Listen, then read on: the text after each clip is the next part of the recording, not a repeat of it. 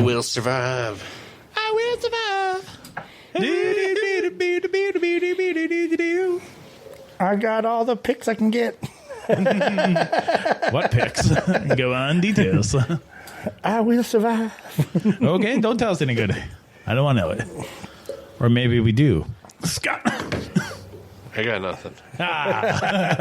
Plead the fifth. That's fine. Don't worry about 1, 2, 3, 4, 5, 5. it. I plead the fifth. Oh, God, what a great... I love Dave Chappelle. I love. Oh my! The Chappelle Show, fantastic. Still to this day. Gotcha, bitch. Gotcha, bitch. I think I have that Buck one. Nasty. He was like he put that for Byron Buxton, and so all I can think of is I gotta go home and put some water in Buck Nasty's mama's dish. Oh, I don't know where that's even at. Oh, You bitch. that's the wrong one. Wow. That's not on that one either. Whatever. Most of the rest of them can't really say, except for like the copy place. Oh, that's If fucking they have Apple, you tell them you have Mac. If they have Mac, you tell them they have Apple. If they say they have both, you tell them the whole system's Yeah. down. They have Linux. And then it's like cleaning the bathroom. You take this chocolate poo water and you fling it every now. You don't want people to stay around here very much.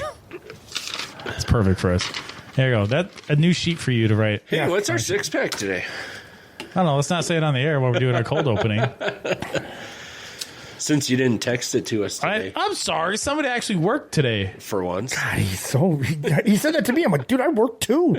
Yeah, but I don't normally work. I drive What I did today was real worky. And I don't like that anymore. I broke a sweat. It was ridiculous. It was at 9 a.m. I broke a sweat. I didn't Was at like the it. Walmart Yes. end camp, yeah. Are you sure Bullshit. it wasn't the shit sweats? Oh, on the way to the fucking bathroom? Makes what it sound like. He texts me. Yeah, I know. I read. I can read. Oh, that's right. I sent Thank God I don't have the gram or the whatever the hell he the sent it to you on. Snapchat. Yeah, I don't have that either. I get this video and I'm like, Matthew, this better not be what I think it is. You know it is. Oh, 100%. I- Dude, it's like I used to get messages from this guy that I worked with, Gene Olson, and every time it's like, Gene, if this is another girl with a ginormous schlong, and every time it'd be like going down or whatever, I'm like, all right, and then it's like, decent looking, oh my God, Great every cold time. This is probably the greatest cold opening ever. Every time, just. If you can understand that in radio, that means. If you know, you know. Yeah, and it's like I never stopped opening them because, like, one time he sent me like a funny joke. It's like, all right, oh, cool, man, you didn't do it. And then the next 2 times, it's like, and then my buddy Brian, you know, like the dude that was sitting on the bed. And Very. just freaking all the way down to his ankle. Whoa. It was like, it'd be like somewhere in the clouds. Like, people found funny ways of mixing that into something. I said, oh, God, there it is. It's like, I'm not going to do it. My female coworkers used to send that to me. I'm Sexual like, harassment. I was like, you're gone. If I would send that stuff, I'd be in sensitivity training so fast. You'd be sensitivity. You'd be in the unemployment line, brother. In the bread line. Yeah. And then you wouldn't get another job. Like, so in your thing we read that you were sending nude dudes to other females. They sent him to me first. What do I thought it was a joke thing. Do you remember the SNL bit with Tom Brady? Like, Tom Brady can get away with all that shit, but anybody else, I don't know, I think it was like Wayne. The guy was named Wayne. He tried to do that. And he got, oh, gross. You can't do that. Yeah, Wayne. Double standards. Yeah. Especially for Tom Brady. Yeah, Tom Brady. And Tom Scott fucking Wilson. Brady. Yeah, duh, Yeah, honestly. the rest of us are just morals. Well, you might have morals. I don't. That's why I get pooping videos from Matthew. yeah. Hey, just be happy. Peyton would send me, like, long links of... Wow. Okay, hold on. I don't really know what you're talking about, but you really emphasize wrong. It is wrong. Wow. Okay, Jane to it. Wow. Wow. Wisconsin. What a cold opening. Yeah, what a great cold opening. Thank you, Wisconsin. Wisconsin. You suck. Oh, you guys ready to start the show? Except for Peyton. Oh, yeah, it's true. Ready to start the show? Yeah. Go ahead. Count us down, sir. 5, 4, 3. slow moving. What? Inattentive. What? Dull. What? Shows a lack of motivation. What? Constantly snacking. This is funny because he's fat. You the podcasters? Yes, we are. I read somewhere that their periods attract bears. The bears can smell the menstruation. Listen, hotshot, I'm going to tell you something right now. I don't care for you or for the putrid sludge you're troweling out. Did you ever find Bugs Bunny attractive when he put on a dress and play a girl bunny? No.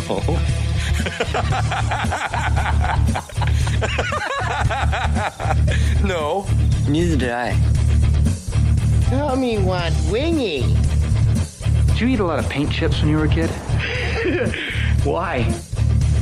I have come here to chew bubblegum and kick ass. And I'm all out of bubblegum. All right, first academic alert. Wiggum, Ralph. I won! No, Ralph. This means you're failing English. Me fail English? That's impossible. Let's talk about buttered sausage. Talk about buttered sausage, where it comes from, what it does. Why is it doing what it's doing? Get it out of my face. It's not my jam. I don't buy jam. I buy honey, and I kiss it on the lips.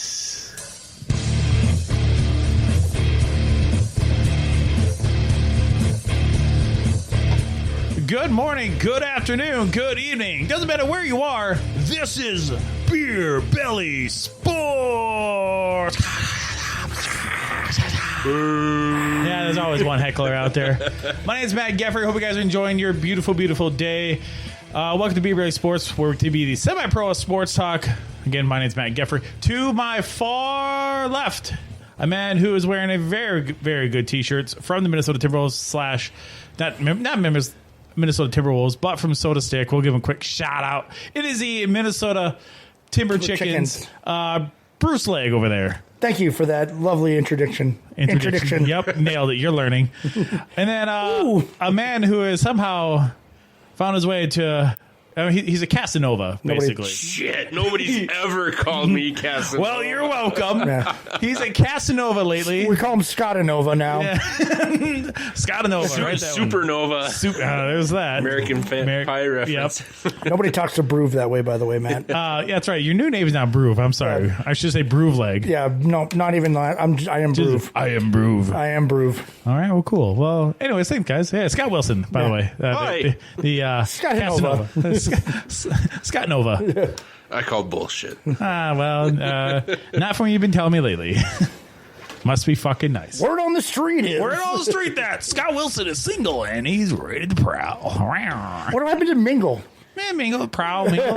He's doing both. Fuck, I think you're talking about stuff we heard earlier. And Maybe. You're interjecting it. Maybe. Shut your mouth, Matthew. Yeah. What I do? I did nothing. Anyways, no Dustin. He got sick last night and saw him at work today, and he looked like shit. So, Well, Dustin, get better. That's nice. I just Did you like it if I said you look like shit? That would make sense. So I would understand it. Yeah, you're probably right. I always do that to people too. Like you walk up and you don't see any color in the face. Man, you look like shit. And they're like, maybe I probably should have said that. Yeah, I don't care. But you do. When you look sick, you look sick. And you look like shit. You should put your mic closer to your mouth. You can put my mouth. Yeah, we missed Dustin because I was right here. We're missing Dustin because Kevin was supposed to make an appearance. Yeah, Kevin's was supposed to be coming around the corner and coming out of hibernation again, but it's fine. When Kevin comes around. Kevin comes around. I come around. That's all I got. So don't worry about that. Now you keep going. I want to hear some more tatas and let's hear tatas. Matthew sing once in a while. Yeah. Nah, nobody wants to hear that. I'm trying to get together the Beer Belly Karaoke Open. I am a karaoke all-star. Let's go. So is Dustin. Yep. I mean, I'm not great at it, but I'll sing. I'll give it a shot. I'll make you people listen. Listen to me. Grumpy Old Men Fest would beg to differ. Yeah. That's true. And they want us down there. And I'm not going to lie. My rendition of Friends of Little Willie by The Sweet. Oh, that's true, too. It's fantastic. I've heard 15 people tell me that is the best they've ever heard. No, I'm not giving it away for free. Sounds like Trump. Best you ever heard.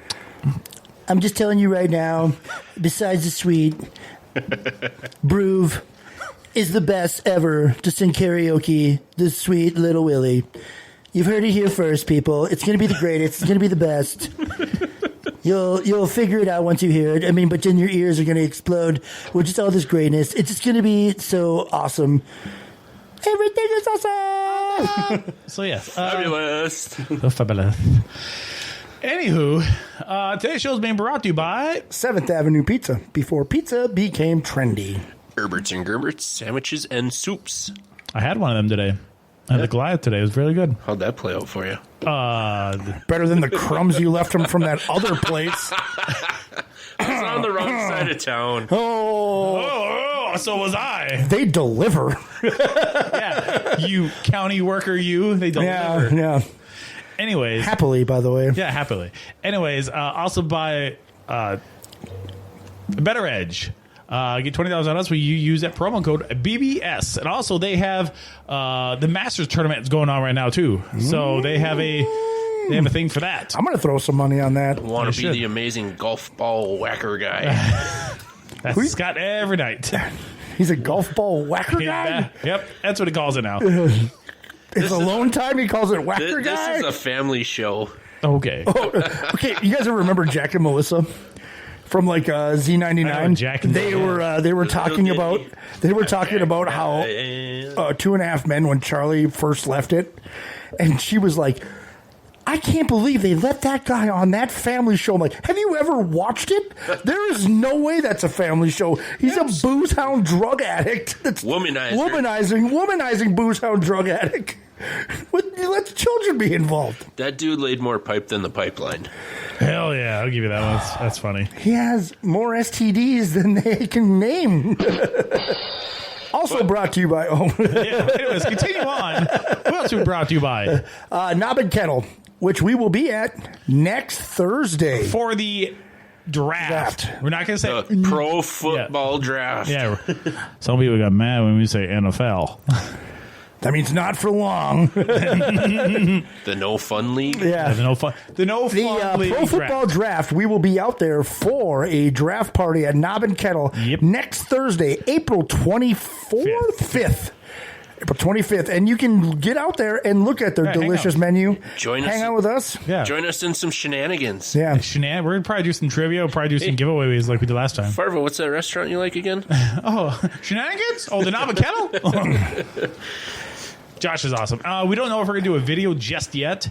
I'm leaning towards more no, because camera-wise and what type of internet we're going to use, all that fun stuff. I don't know. It's just better. Do they have the Gigazone? Do we know? I don't know. But I don't know, Margo. You know what could help?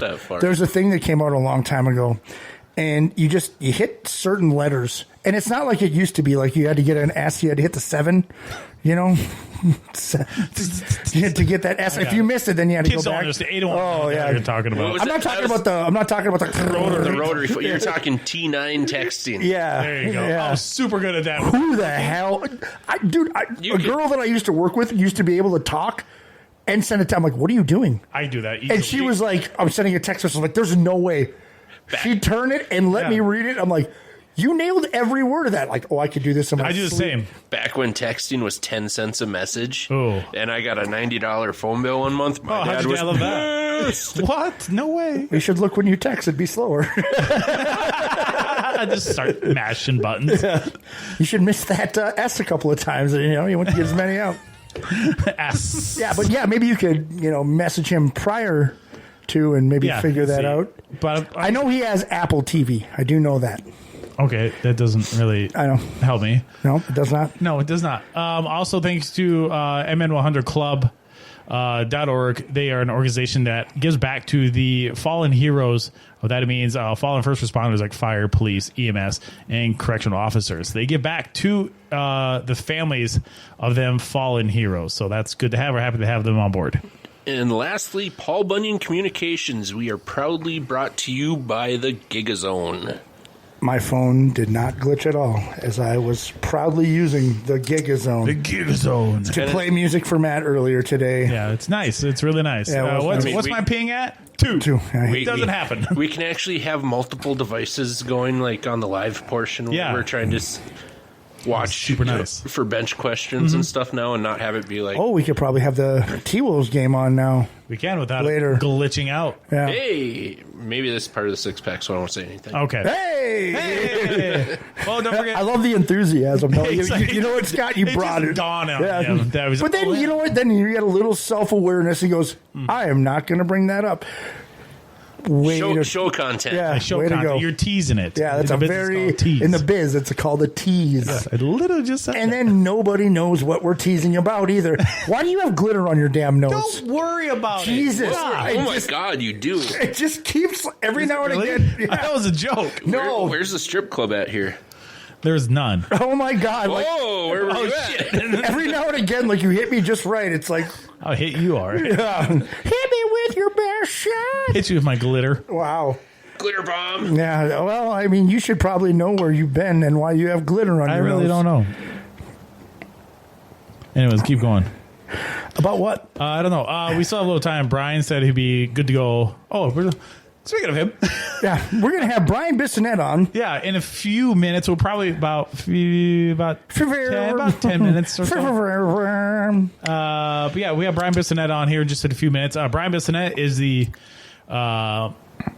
main guy, if you want to talk to about Paul Bunyan Communications and the Gigazone. And not just Paul Bunyan Communications, but Paul Bunyan... the Gigazone Gaming and Tech Expo is happening next week, the 20th, which is 4/20. It's 2 weeks. 2 weeks. So we're gonna be talking to Brian about that, and we'll probably get a recap on the Lumberjack games. Yeah, we can do this that. Weekend. That'd be fun. Being that we just found out about that last week. Yeah, I want to text him, see if he's ready here, and if.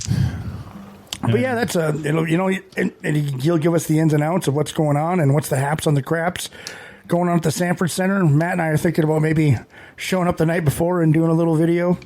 Let us in. We want to be in there. Yeah. Hello, is anybody home? Did you housekeeping?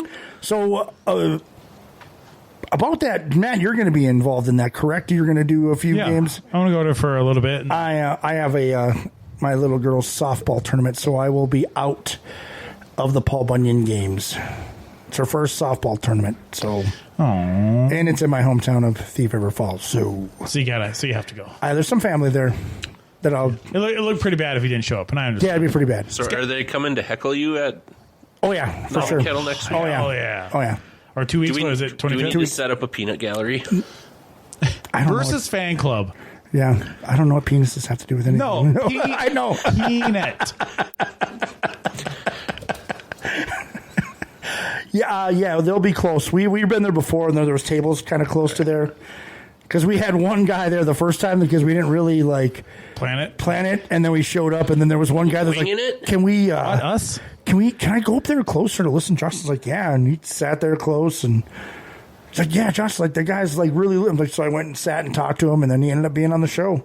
Nice. We had him on for trivia and made a fan. Yeah, we did. He actually won prizes that night too. Yeah, and we'll probably do prizes again at the Knob and Kettle when we do our live pro football draft show. Yeah. You know, if we were thinking about the shit, there's a hair. Oh yeah, if we were probably thinking yours. about this, we could have got some promo shit ahead of time. Yeah, but we didn't because I didn't put 2 and 2 together until Well, we were just going to go out there just for the Wednesday and then do the because that's going to be a late night. Yeah, it's going to be a late night regardless. And if we did 2 nights a row, that's going to be... Yeah, well, I mean, the other night would have been fine, but Thursday You're night... not the one who has to fucking edit. Hey, you're not 40 yet. You just said...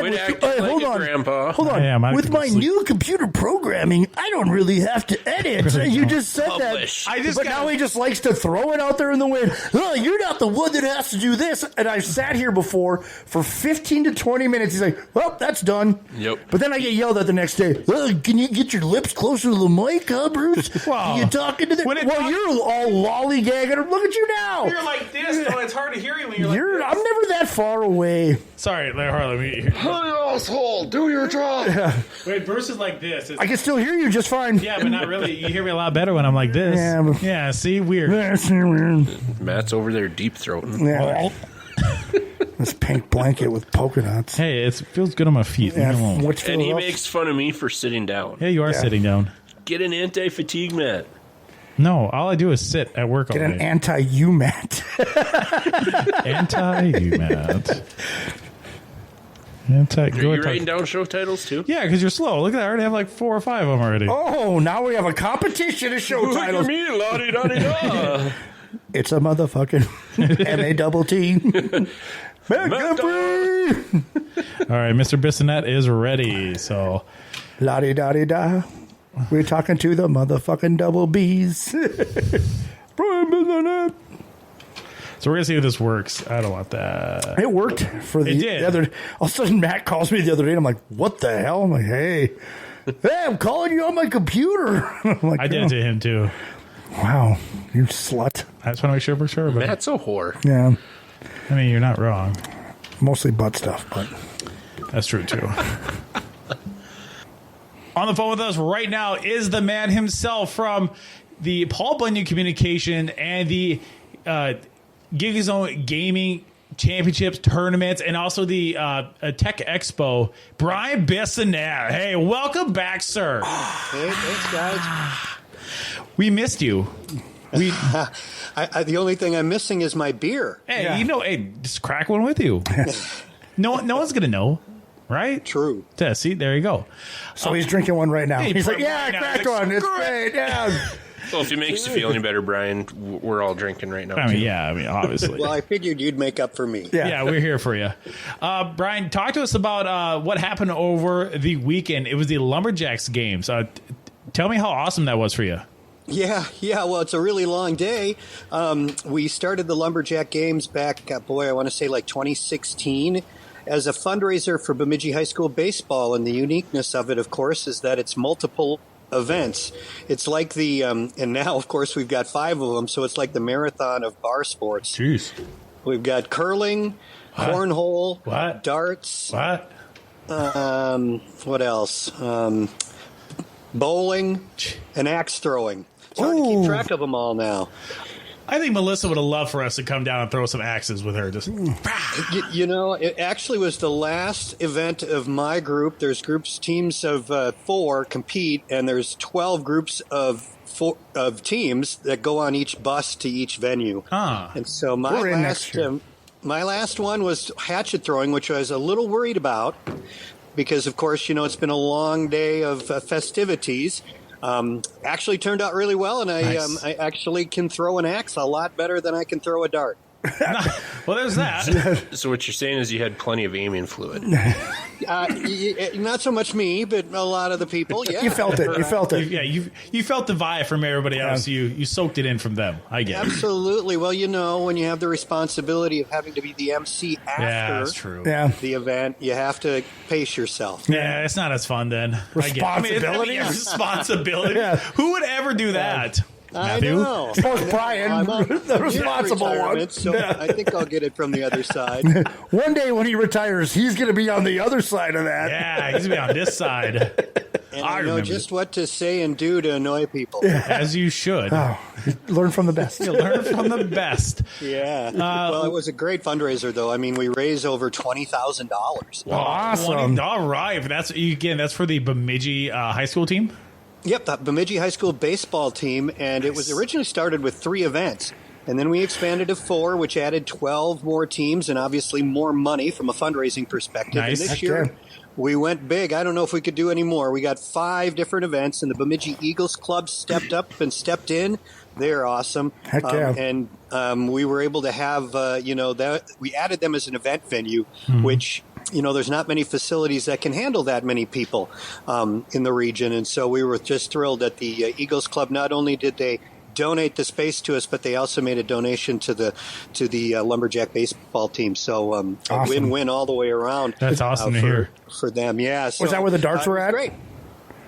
Say that again? Was that where the darts were at? That was actually where the cornhole was. Cornhole. In that back. Okay. Yep, in the back room there, and there's plenty of room, and we put the cornhole boards up against a wall, and the only thing, if you throw the bag high in the air, like I tend to do, yeah, I like me to too. throw it high and just have it land, you couldn't really do that because of the ceiling. Yeah. Yeah, I can see that. You got to adjust. But then You got to do what, man? Adjust. I thought you said just. But then you get some people that get all butthurt if you roll one up. They're like, no, that doesn't count. Yeah. That doesn't count. Yeah, wait. What are the rules for that one? Is that just like? Yeah. Is there like actual real rules? Or be like, oh, good enough. I would be a rule Well, it's a stickler little with bit that. different. You know, obviously, curling and cornhole in particular are different from how they're normally played with how they're handled at the Lumberjack Games. So for cornhole, you basically throw 4 bags, like I would throw 4 bags, and you would count up your points. Oh. Each player throws the bags, I want to say once or twice a game, and you just add it up that way. So there's nobody else is throwing. Yeah, because I guess it could be a long game. Throwing. It's not deductive scoring like it normally is. You just throw the bag and you'll get the points for whatever you get. We don't do leaners. I don't know about you guys, but we always play leaners in my. If you lift up the board, it stays on. If you lift up the board and it stays, then you're good. Yep.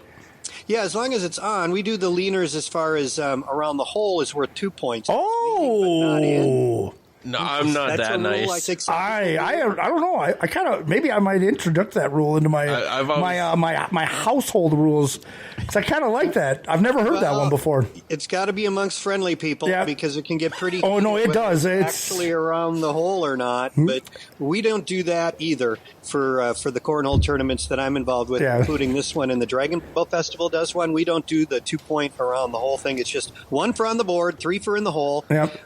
And you can't roll it up there. It's got to land on the board. He was talking to us like we were the idiots. He's like, oh, you get all mad if you roll it on there. No, it's at Grand Rapids in him coming out. You can't do that. Yeah. Well, people take these games. It's interesting because everybody wants to do well, obviously. Yeah. But some take it a lot more seriously than others. Actually, most are pretty good and realize that there's 60 teams and there's only one winner and good luck.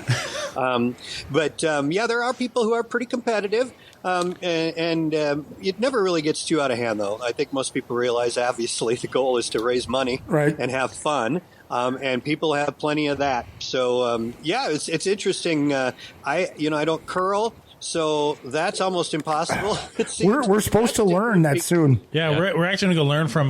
We did a show at the curling club, and Aaron Toss is going to show us how to curl. And it's going to be interesting in Cowboy Boots. Yeah, and he's like, who's the most limber one? It's like, none of us, really. Not anymore.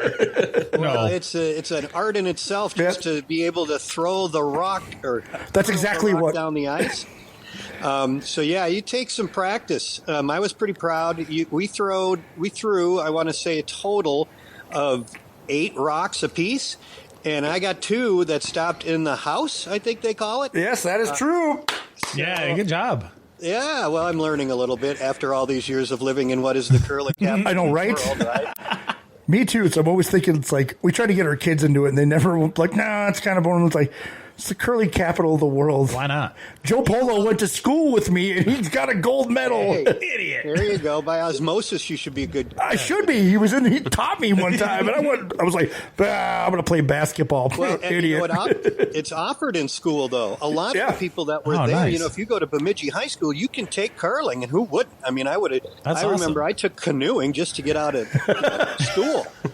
It was for me. It was like an extra day, like in middle school. Like they had like a fun day. You go do curling, and then when I went to high school, that was not a class, but it's been a while ago. Well, it's a great opportunity for people if you're ever interested. And the curling club here does such a wonderful job. Oh, they do. If you're a beginner. The thing that I learned, because I did a Bonspiel a while back, and I was teamed with 2 really good curlers, which I was intimidated because I'm never curled really, and they were super kind about it, even though I did suck. Yeah. They were very good about teaching you about some of the tips of the trade, so to speak. Techniques. So if you're a beginner, I would say give it a shot. There's a lot of beginners, and you got to start somewhere. If you're interested in curling, we've got the perfect place for it. Yeah, even Aaron, when we were there, a person showed up because he was going to be a part of our show. He was new, and after he was done talking, he went down there, and you saw him standing there with him, and he was not a world world champion, world junior champ. We keep saying junior. I don't think that's right. World champion for curling. He had a gold medal. And he actually won one, and he actually took time with us, much like you, to talk to us idiots. So he's again that resonates throughout the curling club. I mean, anybody I think that is that is like that is so helpful to other people. That just like golfers. I mean, if you embrace your sport, you really want to try to educate and get others involved, and they take that to the next level. Oh yeah, they definitely wanted us. Hey, you guys come back, and then there was other people sitting there like, you should really try. And then I said, well, I'm 41 now, and he's like, I started when I was 43, and I'm like, all right, you're not taking my excuses. Okay, I guess I have to. Well, I'll have to try. So one more question. One more question here before we move on to the upcoming event. For future reference, because all these events you're talking about really peaked our 3 years, and we're going to try and get a BBS team there next year. How fast does registration fill out for this? Yeah, well, that's a good point. The teams that are in it get first right of refusal. That's part of the deal because it sold out really fast the first year, and it has ever since. We opened it up to the public this year, I want to say, for about 5 days, where some of the teams from last year, obviously for whatever reason aren't able to make it, didn't sign up. And so whatever spots of the 60 that aren't claimed by a previous team are open to the public for a brief moment in time until full. This year, again, it took about 5 days. So you need to be paying attention. And you can watch the website, Bemidji Lumberjack Games. That's when the registration would be open to the public. And it's usually about, I want to mid-March is kind of early March is when that happens. So yeah, you're right. I mean, it is because of its popularity. One of those things that's tough to get into sometimes because you just have to catch it at the right time if you haven't been in it before. And that's why we always stress to the teams that are there. I mean, you get a week, you better do it.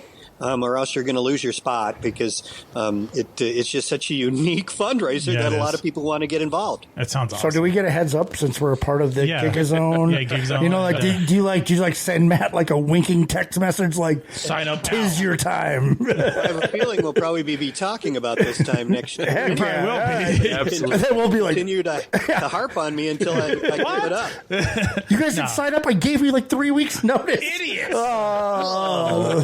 We'll just show up in mustaches and try to just involve ourselves. You can experience it because then you can talk about it. I mean, heck yeah, there's nothing like it. Yeah, I saw it. I was like, oh my God, the Lumberjacks game. We didn't really get that out of you. And I was like, oh man, I didn't even know what it was. I just saw it on television. You know, it's pretty low key. We don't market it a lot. It's filled up so fast. I suppose, it's like we only have so many spots, and those in the know are the ones that know. I knew when I saw Paul Bunyan posted on Facebook, and my company is one of the sponsors. I was like, oh, I should probably repost this. Dang it. Yeah, and even by the time, we post that stuff too when it opened up to the public. So there's all sorts of different ways, but you just got to catch it in that 1 5-day, 3-day, whatever period that it becomes open. That's awesome. That makes it seem like it's like a great problem to have for a fundraiser. Yeah, it is. Yeah, it is. It's exclusive. Yeah, that's kind of cool, man. It's like if you're in the club, you're in the club. You're in the club. And if not, you can send in money. We'll still take your money. We'll take your money and give to the right people. Can do the silent auction. We put that online, and you don't have to. That's what I saw on TV. It was like the silent auction for all the cool things you guys had. Sweet. All right, let's move on to next week, the 20th. Is it the 20th already? Next week? No. 20. 2 weeks. 2 weeks. No, it will be. It will be the 20th. A week from Saturday. A week from Saturday, so not next weekend, the following. Right? It is next week, yeah. It is next week. It's the 10th. Weekend, yeah. Saturday. Saturday's the 13th. Yeah. So it's a week from the Saturday. Yeah. So it's almost here. I just said, didn't it? No. I said a week from Saturday. Anyways. I think you guys just want to prove me wrong. Probably.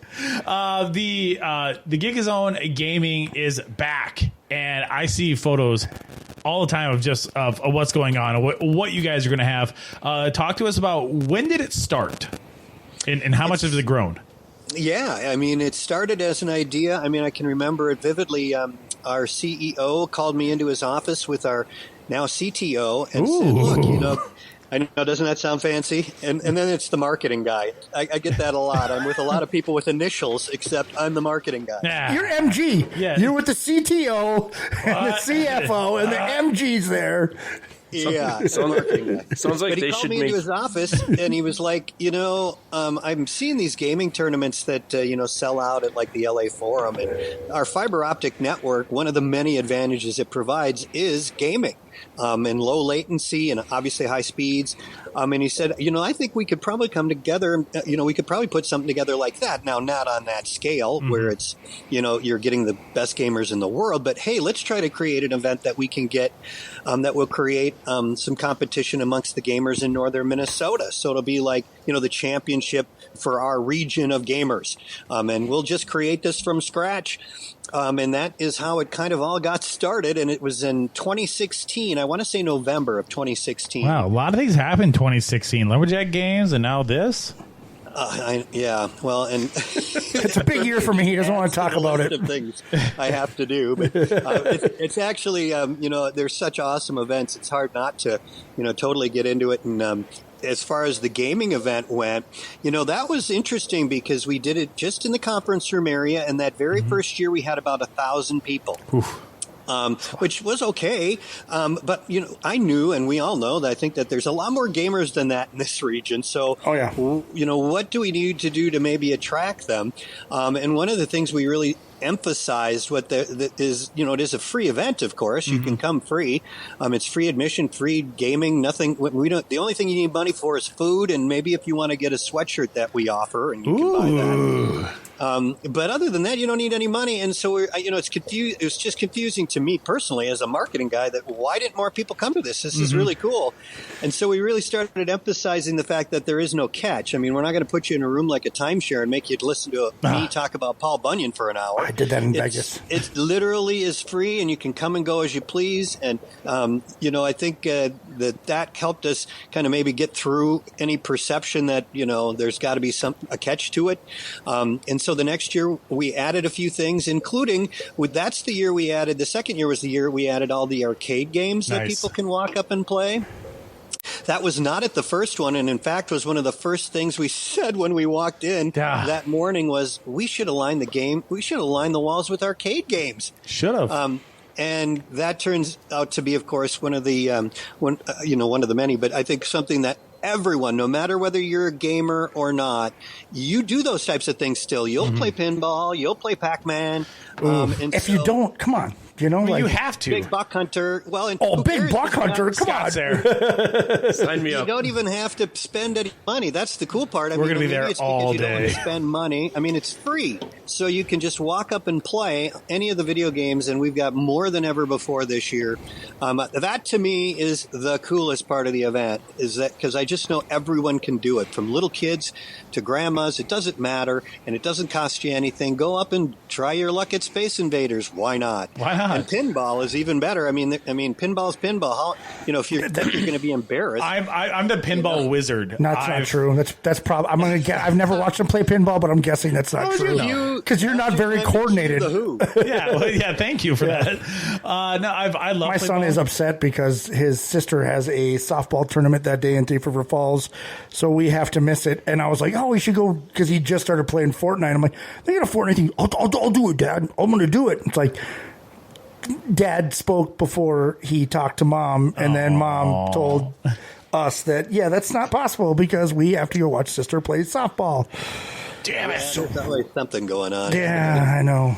I know. I want to be there. My daughter's going to be there. There's a pinball game. I wonder if you guys have it. It's an old baseball game. It's called Slugfest.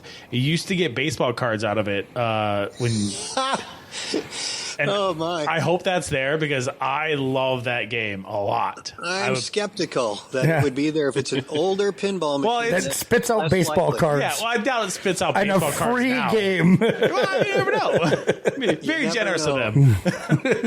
I do know that we have one person, and it's not me, that tracks all that stuff down. We have Northern Amusement here. Shout out to them. They pretty much give us everything they can. From their inventory, and then we have to, because just many, how big this event has become. We have to outsource it and get some more from other places. But it's an important part of the event, just like every aspect. That's what makes it such a cool event. But to me, I like that part the most, just because I know everyone can do it. Yeah. So are there events that run simultaneously? Because Matt likes to play like Madden. Is Madden at one time and then like the Fortnite's at another time, or do they kind of run simultaneously? That is a great question, because we get that a lot. And the answer is you get to pick one of the main tournaments to enter, because they're all going on at the same time.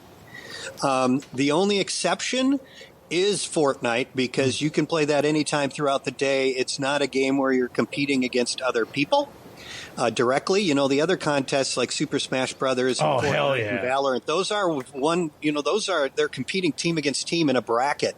So you can't really, do anything differently about that. Fortnite is, and don't hold me to this, but it's like the number of kills, something like that, where you just accumulate a high score and you're not competing directly against any other individual or team.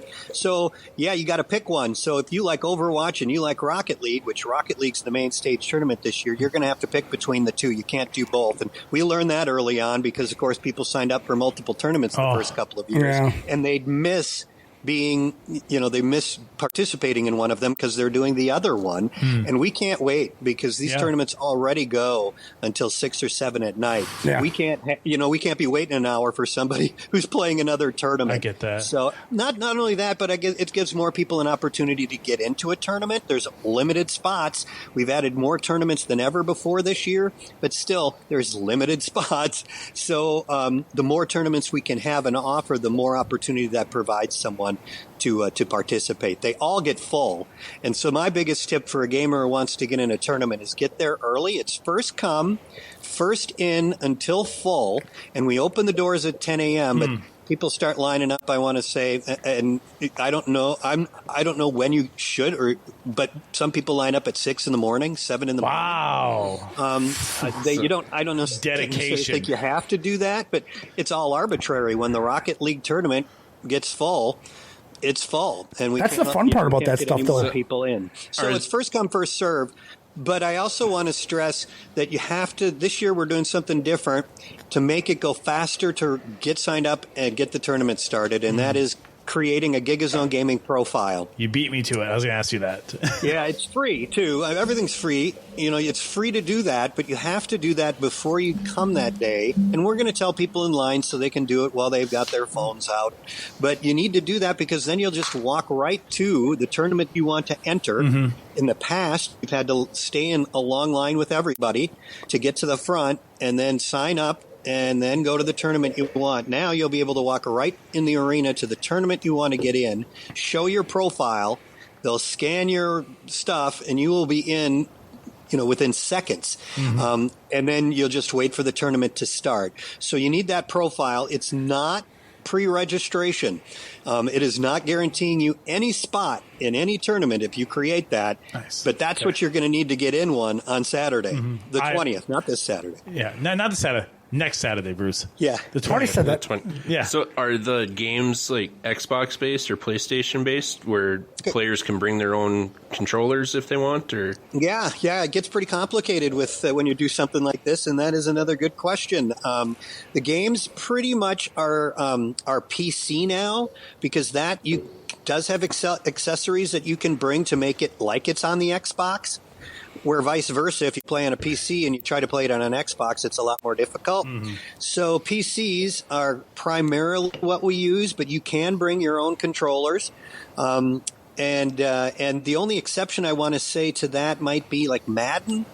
There's one or two games that might be on a console, but if you check GigaZoneGaming.com on the specific thing you're interested in, it will go into detail as to what it's on and the rules and all of that stuff. But it's mostly PC now, because that is the most adaptable for anybody who plays on a different system. We have so much knowledge about the GigaZone Gaming that's happening next Saturday on the 20th. Besides the gaming, there's also a tech expo. There's a certain young lady who's going to be at this event. Who is this young lady? Yeah, well, this year we're pretty excited that we were able to have Danielle Feinberg from Pixar Animation Studios as our special guest.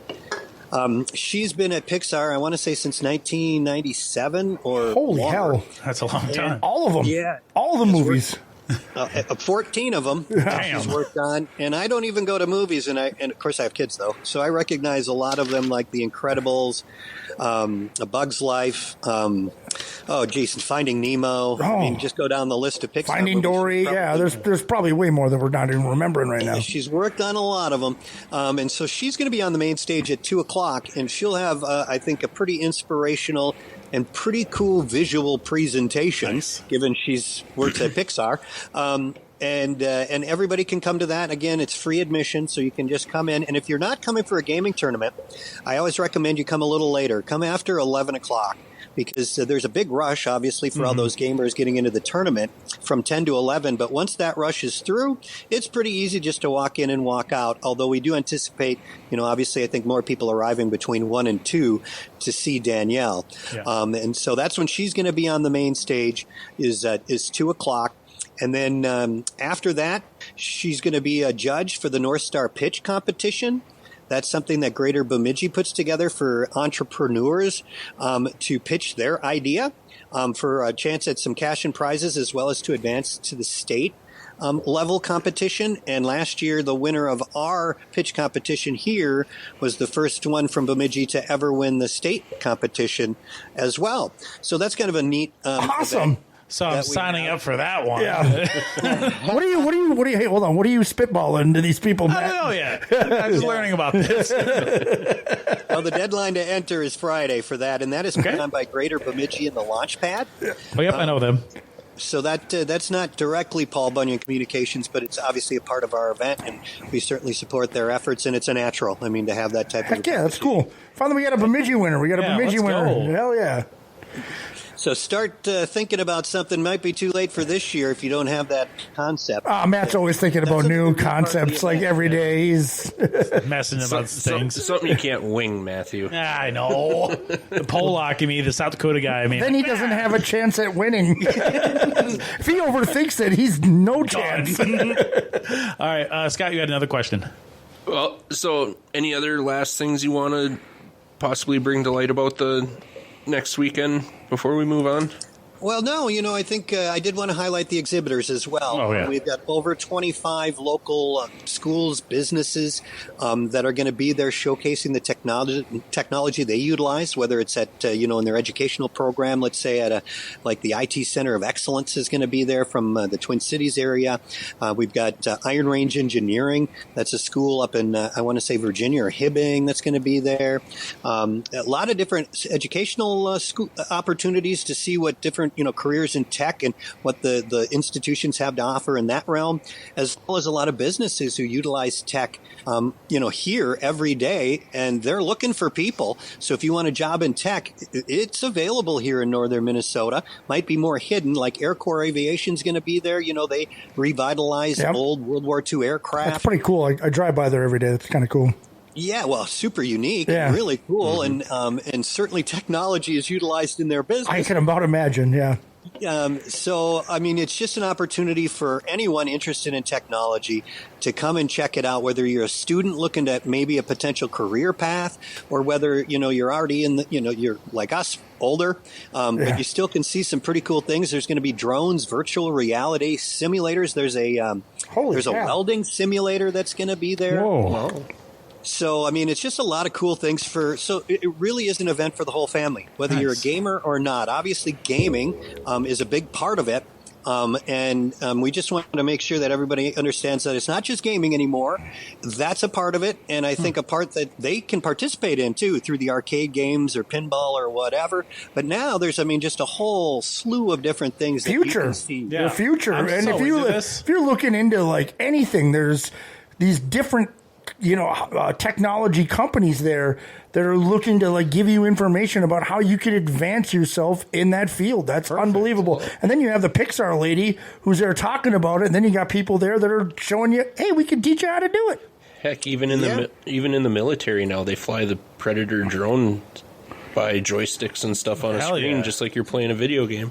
Yeah, it used to be that I think gamers got a pretty bad rap. They just sit in the basement and lay on the couch all day when there was really a lot of skills that are involved in gaming. Dude, that ninja guy's like a millionaire. I heard he got cancer now, but he was like the first millionaire. Like, your kids can no longer tell you, nope, it ain't going to make you money anymore. That's BS. I think that was our parents who told us. Yeah, well, that's what our parents have told us, but now we can't tell them. We can't tell them. A lot of these what are you games. going to do with your life? You can't play that, that Kong all day. Idiots. This guy's famous. He can't go into. He's like a movie star. He's making millions. I think it's a pretty subliminal thing for us to be doing, but the gamers have a lot of different skills that they may not realize, and subliminally we're exposing them to potential ideas for them to chart their own career path. And just last year alone, I know that Sanford Health told us that they I think had like 14 potential job applicants out of the event, and they brought all their a lot of different cool stuff from the medical field that they use,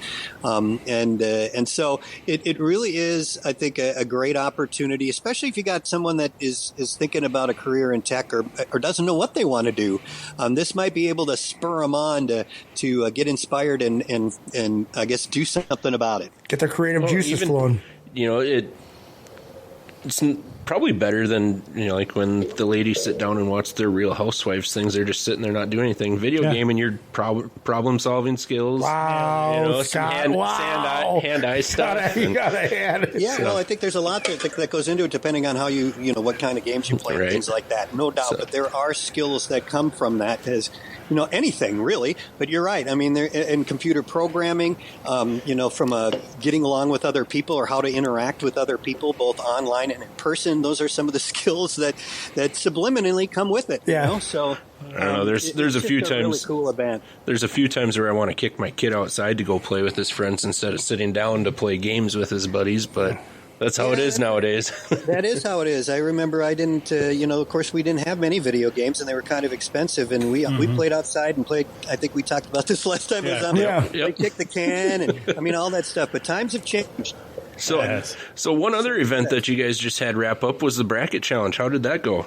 Oh, yeah, that went really well, too. We had a record number of participants in the Picket March Mania Challenge this year. Matt, did you win? I lost. That's normal for you. Where did you finish? What was your finishing? I don't remember, but I know I lost. Not good. After I saw a couple of them go out, I'm like, done.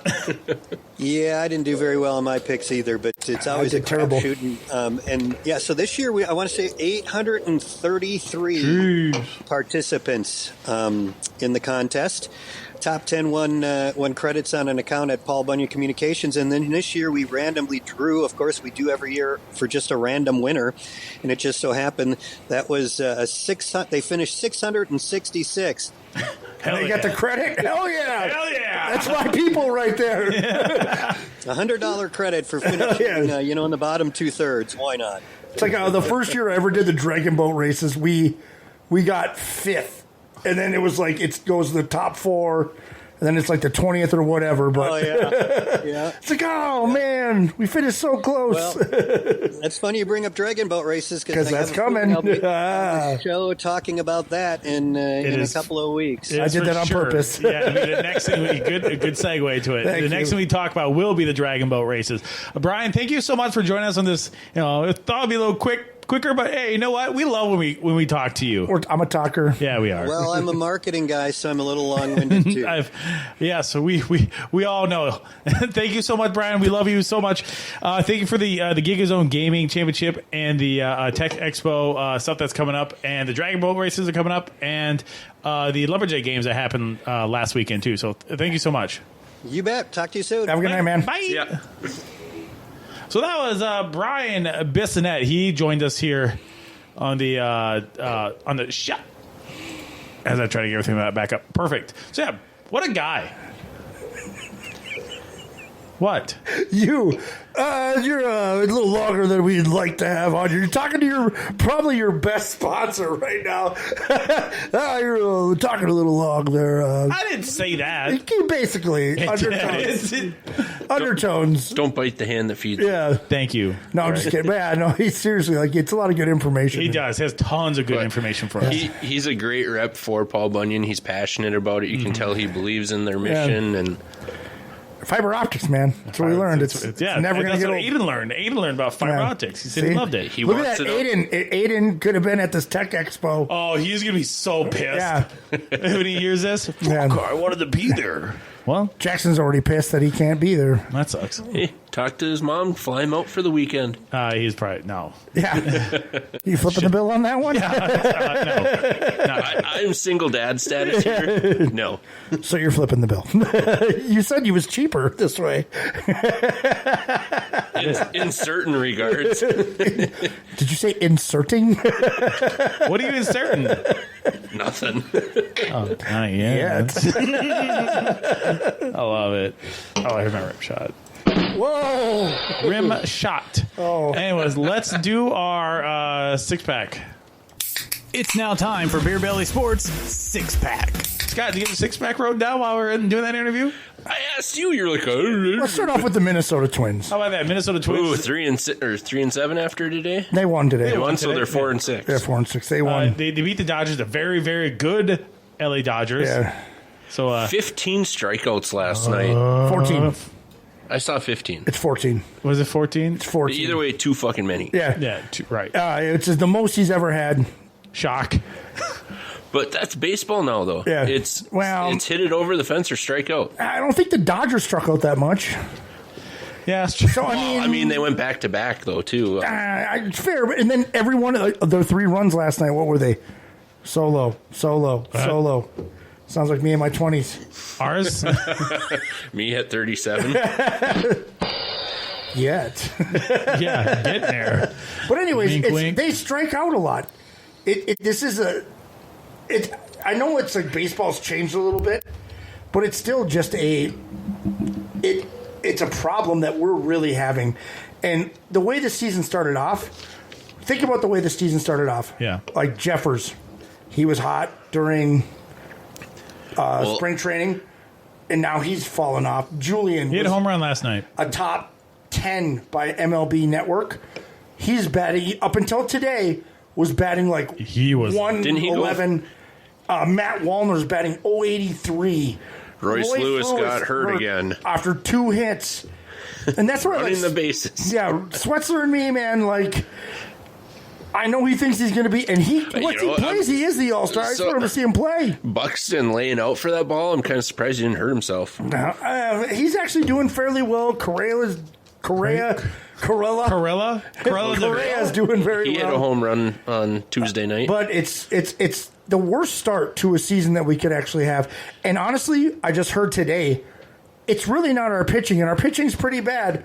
We had the second least amount of runs scored in Major League Baseball. Yeah, we're so awesome. You're not going to win any games. I guess it's really hot right now. Last week when we were looking at their stats, they had a 1.188 team batting average. Yeah. You're not getting a hit once or twice every 10 at bats. And that's the one. What was the one thing that we scale back on? Pitching. Hitting was supposed to be. The only one is Alex Krylov, who we all thought was going to be like garbage, and he comes out and he's like batting 600. He came back to earth and batting 3-something. But still, he had a dinger yesterday. Yeah, the 8th inning, I believe. Yeah. But still, this team it sucks offensively. It is tough to watch. I watched every single game. It is tough to watch. It's so weird not hearing Dick Bramer on the broadcast. That is true. I like Corey. It's weird though. He sounds good. He does. There's nothing wrong with Corey. I listen to a lot on the radio, so it's just kind of like a transition for me. Like I don't really understand the difference. And then there's the other person, Morneau. Yeah. Oh, and don't they alternate the people though? They will later. Morneau, LaTroy Hawkins. Yeah, I haven't really. Trevor Plouffe. Plouffe will be back. I was busy this last weekend. I didn't get to. Yeah, it's been Morneau. It switches after a few set of games. They're all contract or whatever for a certain amount. But Morneau's good. I like. I have always liked Morneau. Kind of dry though. It's dry. He is, but he knows his baseball shit. guy. He's a baseball he knows guy. his shit though, and I like it. I'm a Morneau fan, as you can tell, because I have a jersey up over there. I got a jersey of Morneau too. Yeah. I bet she doesn't fit it anymore. 100% do not. That one, no. I don't think any of us fit that one. No. Kennedy fits that one. We are that guy in a Morneau jersey. We all wear 2X. Oh, Matt Geffrey, what's the problem? Look, he's flexing over there. Flexing? Flexo. That was a Tommy Boy reference. Yeah, I know. Shit, Sherlock, I know that. Well, you had to say it. Anyways, the Twins who play who next? Does anybody know? I do not know. Good. They actually won today. They did. They finally won a home game. We did it! Blue seed and the Minnesota Twins. Finally got one. Got one. And we're actually hitting the long ball a little bit again now. That's what Well, because they had the longest, or one of the longest streaks going this season, too, because Royce hit one opening day. Oh, without a homer? And then they went half a dozen without a games hit, without, basically. yeah. Yeah. Then Ashton Martin, he's a rookie. Went 2 for 2 to start yesterday. Yeah, got a double. 2 doubles. Yeah, his first 2 hits were doubles. And then, I mean, it didn't really lead to much, but whatever the home opener that I watched, we just didn't hit with people on base. We had the bases loaded once. We had runners on first and second another time. We just didn't get big hits to drive people home. So it's like we struck out in those areas. It's like, I don't know if it's the hitting coach or what. Or just our hitters. Miguel Sano actually went like 2 for 2 the other day. Yeah, and he pitched. Yeah, and he pitched. Yeah. It's so weird seeing him now, too, because he's like half of what he was. Yeah. That's true. He slimmed down, too. We didn't figure out who they played. Oh, yeah. Was I looking for... Oh, that's true, yeah. Well, you weren't scrolling your Twittergram or your Corn Hub. Snap. I was on the old... Snap X. I was on the old Tickety Talk for a second, see who all... Snatch Chat. Yeah. Oh, well. That's you now. Hey! That's you now, Scott. No, it's not. Hey, It's okay. Do they know that you do this? This person. Nice. You tell them listen. Not now. Previous shows. They will play the Tigers on Thursday. They're in Detroit for the next few games. Noon pitch. What is the Tigers' record? I believe it's 7-4. They're, I can say that. I think they're pretty good. I think they're actually leading the division right now. Guardians are. Oh my God! Here's the gauntlet for the Twins. The next few the series. Guardians were like 7-2 or whatever. The Tigers. They'll play the Tigers. I mean, they're in Detroit, then they'll be in Baltimore. Who just called up Jackson Holiday. Yeah, great call. Dustin's Pub. Which I kind of figured they were going to circumvent the 20 years June, of service the June and 20th. make them a June call-up. Ooh. But they didn't. And there's a tweet out from Buster Olney from 2013. Matt Holliday's son's going to be an all-star hitter or whatever. Yeah. And then the guy goes, give him some time. He's like, I stand by my tweet. Did you see the video that Baltimore put out today or yesterday? Basically, they videotaped the Spring training games? the AAA manager telling him he got called up. Oh, yeah, I saw Call it your today. dad. Yeah. That was really cool. Nice. He's like sitting down there. And it's like, okay. Aww. Yeah. I want that moment. Kind of not. Yeah, me too. Well, basically, they're like, you might have the moment. You have a son. Yeah, he's pretty goddamn good at sports. He got knocked around the other day, yesterday. He hit a double. He got a even double. though he's limping. Okay. Typical my kid. He takes a shot in the knee after trying to steal a third. Oh, my knee's all fucked up. How fucked up is fucked up, first of all? Because if you're anything like your father, you're going to bitch about it and whine about it. No, he kept playing. He did. I would have kept playing too. I would have been pissed. Daddy's a whiny. Yeah, but you just said typical like his dad would have whined about it. He didn't. I would have kept playing. He manned up. Yeah, I did too on a couple of hits. Freed I up. had. He was like, "Oh, geez, Yeah, thank you. South Dakota, and we don't cry about nothing because we never had nothing in South Dakota. There's no crying in baseball." So, anyways, quickly, so we got to keep going. We got to go through this. So, Tigers, Orioles, and then Detroit at home, and then it's going to be the White Sox at home, and then the Angels. And then White Sox again. So, yeah, it's just a long week. season. This week is going to be tough. Dude, it's a long season. It's It is. 162. Baltimore's really come around the last couple of years. And that's what I'm looking for. They got It's gonna Gunnar be a gauntlet. Henderson too now. And You can go through that laundry list of their roster that they sucked for. Oh, yeah, I for know so many years, and then they built it. They finally had a franchise that actually made good draft picks. Brought them up and then brought them up properly. Like Jackson Halliday, they didn't do what the Cubs did with Chris Bryant and wait till that June 1st. They're like, you know what? He's earned it. We're giving him because in spring training, was ripping the cover off They the ball. said he should have made opening Yeah. day roster.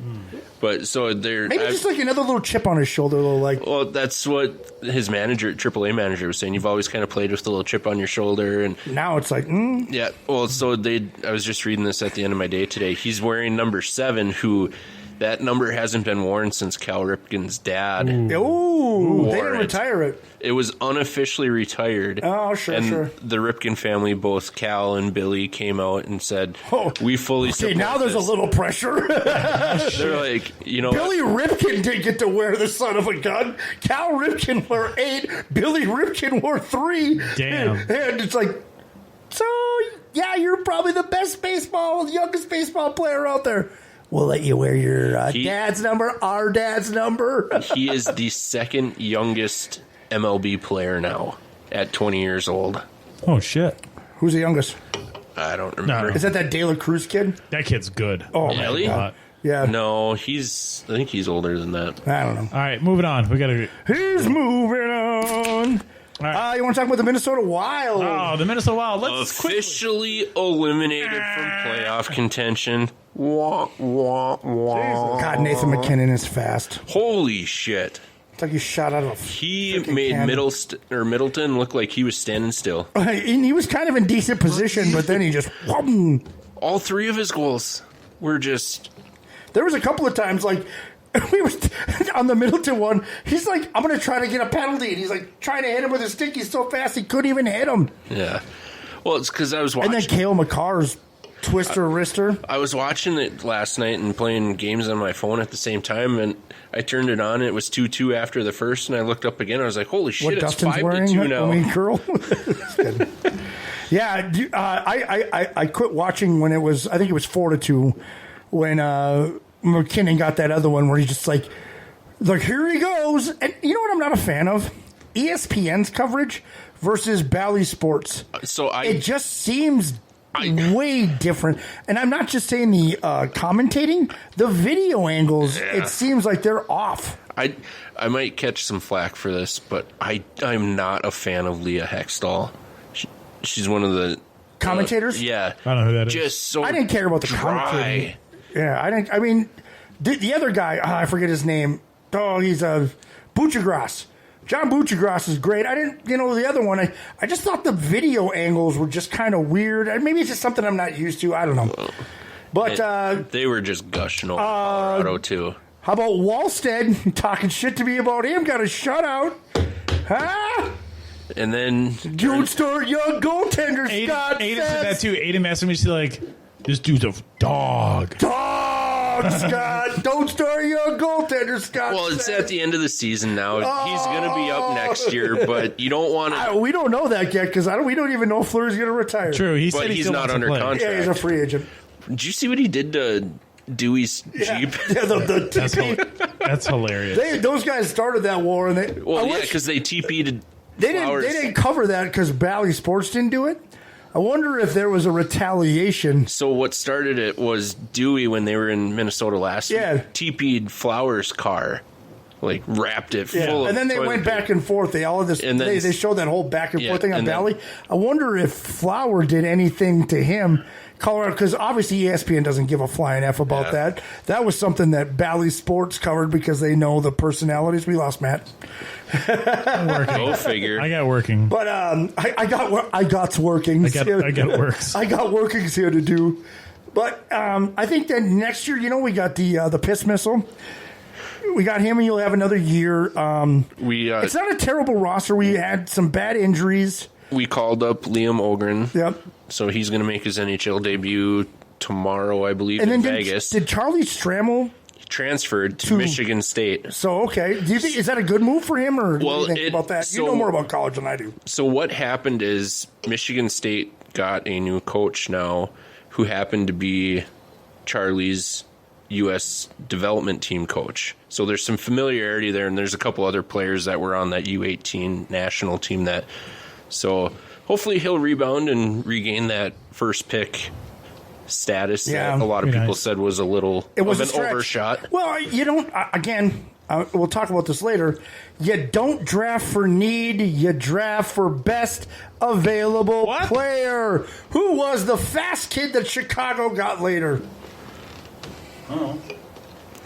I don't remember his name. I think it was Wood. No, Bedard was first overall. Their second one. They had 2 first rounds last year. Yeah, but anyways, I don't know. But who knows? Like, there's Since you're in the fridge, please. Who's the Elias Pettersson, right? For Vancouver? Yeah. Wasn't he like, oh my God, the Wild should have drafted him instead of Joel Eriksson Ek? And now X turned into basically one of our best players. It might not have been him. So what happened, though, with Ek, though, is a lot of people were dogging him for a long time. He didn't really produce. But they forget he started when he was 19. Yeah. So he's mid-20s now, so it seems like he's been here forever, but he's still fairly young in the grand scheme of things. And these last 2 seasons is when he's really blossomed. Like last year, got hurt right before the playoffs. Yeah. That hurt us. But he was our best center at that point. No, I mean, he's always been that. Now, to me, I think he's at best like a Koivu 2.0. Ooh, I don't know about that. Well, I mean, I think so, but I'm thinking like offensive-wise, a 2-line center, maybe a power play guy that's going to win the face-off every time. Marco Rossi, to me this year, took a big step forward. I don't think he's a center, though. I don't think he wins enough. Konstantinov, am I saying that right? Husnadinov. Him too. And his piss missile. He wins some face-offs. So I think there's some good to go there. Did you see after Murat made his debut and he won 80% of his face-offs? He was getting cheered. He's like, I've never been cheered for winning face-offs before. Right? Welcome to Minnesota. We're happy. Happy for you. If Joel Eriksson X out there, we don't win now. Because it's a round and round of like Hartman and whoever else. He's suspended, so we need a. Yeah. That sucks. That's a crack. That was a good crack. Well, don't throw your stick. Don't be dude, I mean, come on. We're professionals. Literally sent a piss missile on it. Fuck it. Who was like right in front of the bench? He like went like, oh. I get the frustration, but man. Keep it in check. Yeah. We did talk about that last week where he had to do the old PR move. I'm sorry. He was fucking. But you know what? I think going forward, this team, even though we still have another year of that 13, but I think they raise it. It's up to 14 next year. I think, but they raise it $4 million. So basically, we're down 10. Yeah, the cap goes up next year. Yeah, chance to sign. So we get one guy, or a couple of decent guys, or one really good, mediocre. Really good's in the 6 to 7. A lot of people though, they're like, oh, when this cap hits come off, that's about the time that Krill's going to be due for a raise. Yeah, I remember that. Didn't he get 10? He's at $9 million right now. No, but didn't he get 10 years? No, he signed a 5-year. Yeah, deal. I thought it was like I knew it was only a 5-year deal. So we right back. Either which way. So after next season, he's going to be a free agent. I think it's next season. Yeah, but we're the like you said, we're the Detroit Red Wings. We keep bringing these Russian people over. He's going to want to stay.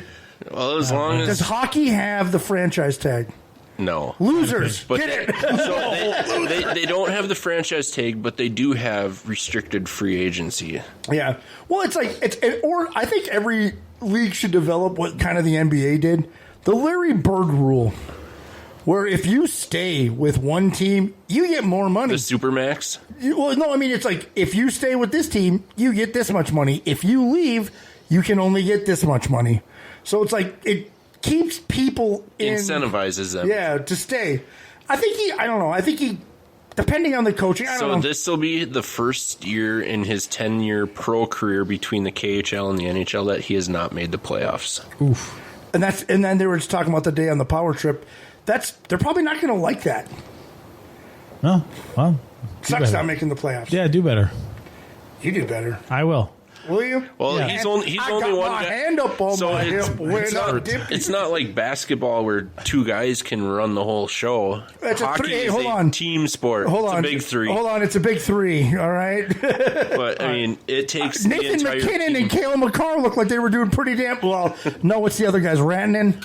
He's pretty. I mean, they got a good team, but it's like they can switch out their goaltender, whatever. Matt wants us to move on to the next sport, Let's go to the which next is. Do you want to talk about the finals? NCAA. Do you know who actually won? UConn. Do we know their name? UConn.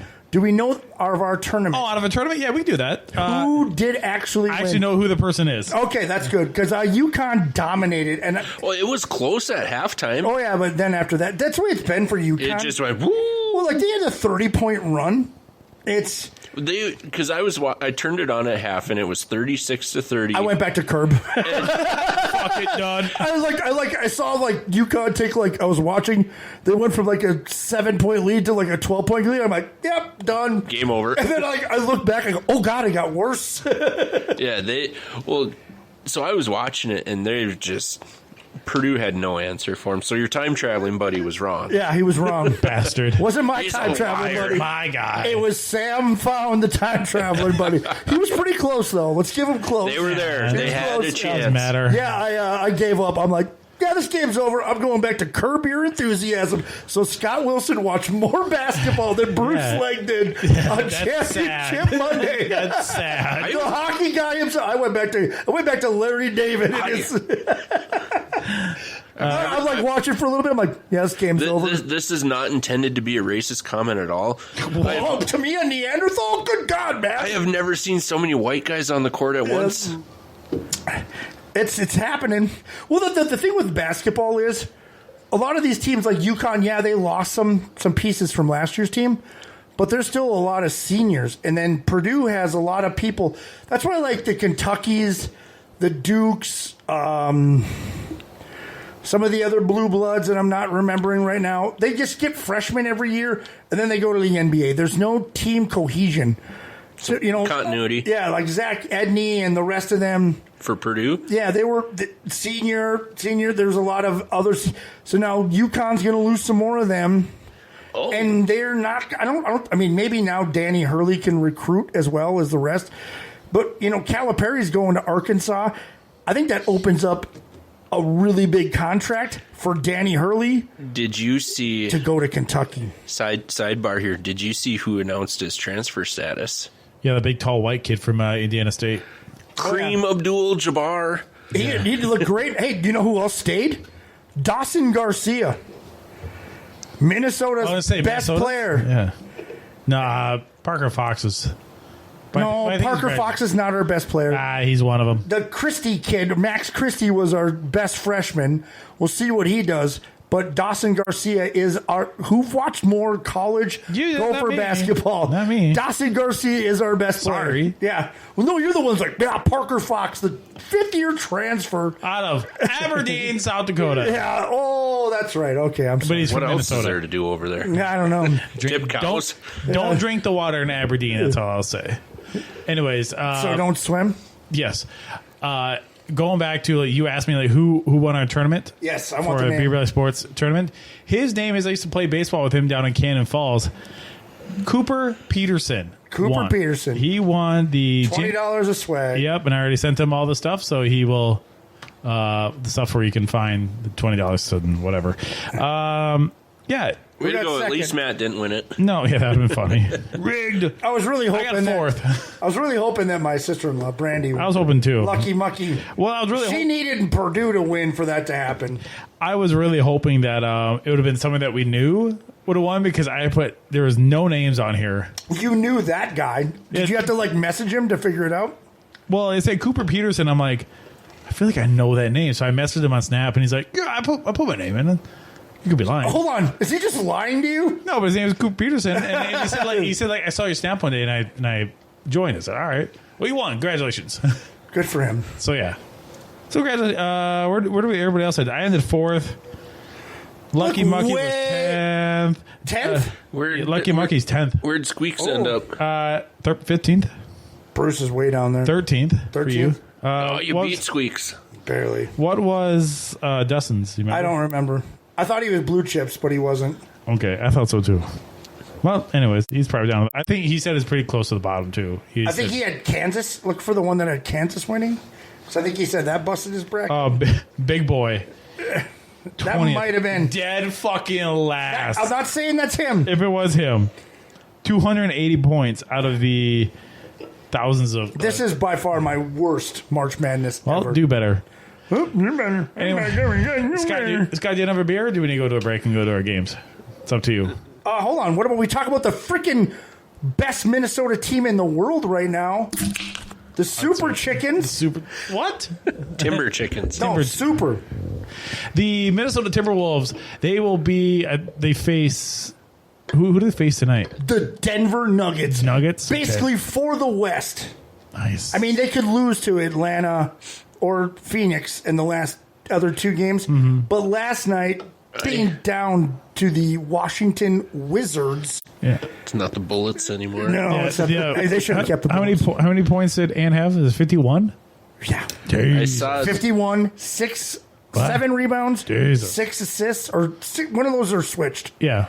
Okay. Unbelievable. Still really performance. good. So and Naz Reid. Oh, I'm sorry. Go ahead. No, I just had a question. So finish your thought. Naz Reid got ejected. So now there was for throwing the elbow. Yeah. So no Naz, no Cat. But Cat looks like he might be coming back. Cat might come back. He played in a scrimmage yesterday. Cat might come back tonight. So there's 8 seeds in the playoffs still, correct? It's okay. It's weird. Or is it 6? It's there's 10 to start. Okay, the play-in. The play-in. So there's 8 seeds totally. Okay. So because I had seen, based on where Minnesota sits now, they're guaranteed a top 4 seed. Oh yeah, they're. I mean, they could win the top seed, which kind of is. Do you want Golden State or Los Angeles?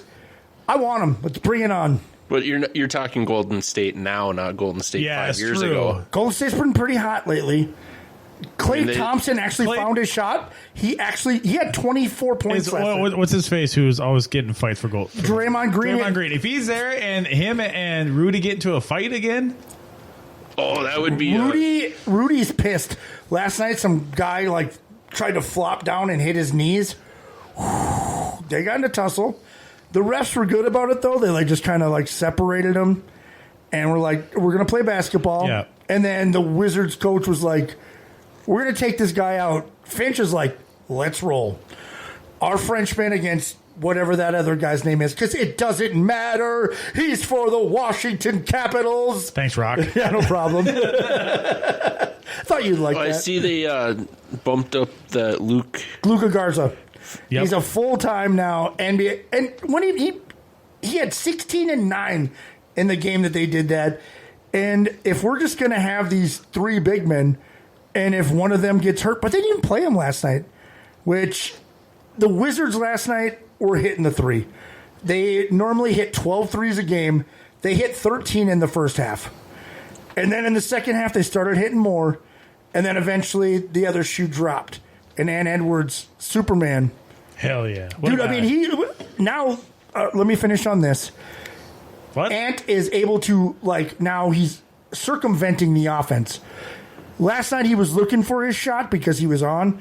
But before this, he's passing the ball more. That's why, Naz Reid is shooting, in the last, I can't remember how many games, 60% from the 3-point line.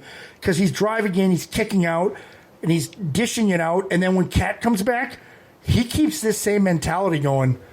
And you got Nas, Cat. That'd be great. It makes it multi-dimensional. Yeah, and then they start coming out. Then you got Jaden McDaniels just throwing it down. Mike Conley with his step 3. Boom. How'd that go again? Boom. Thanks, John Madden. No, that's all. Boom. That's Chris Berman. Yeah. Sorry. Oh, Boom. Back. Gone. Rumbling, stumbling, tumbling, dumbling. It could go all the. My favorite one, Chris Berman, since he brought it up. I'm sorry. He could munch all the dots. What? Adam Pac-Man Jones, interception return for a touchdown. Yeah, okay, One of my favorites. I got to find that one. Yeah, he could munch all the dots. Anything else before we move on? Are we good for this half? I think so.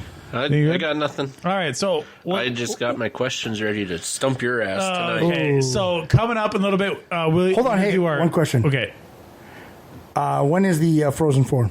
Ooh, I would have to look. Is that this weekend? I I feel like it is. Think yeah, it so. is.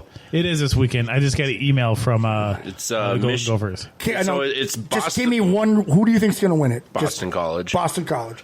That Right. I celebrating think I said guy. that too. He's on Boston University. There's a. Oh, so he's going to. But he's 17. Damn. He's only 17. All right. I was watching. So that we're going game. Boston College. I am. Boston College. All right, we're going whatever you say. Yeah. We don't know anything. Coming up next, we are going to do our games. We're going to do our Facebook Live here in just a little bit. By the way, I got a new light ring too if you haven't seen it yet. Hey, Matt's got a new ring.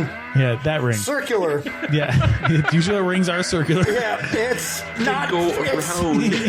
It's not for his midsection. It's for his phone. Anyways, be back in a little bit. You're listening to Beer Brother Sports.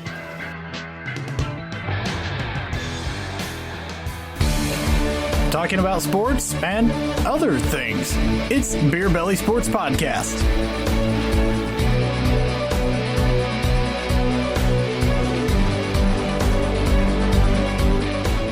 The GigaZone Gaming Championship and Tech Expo is back Saturday, April 20th with free admission and free gaming for all. Get into one of the many tournaments for a shot at cash and prizes, including Rocket League, Super Smash Bros. Ultimate, Overwatch 2, and more. Plus, check out the Tech Expo with over 25 exhibitors showcasing a wide variety of potential career opportunities in technology.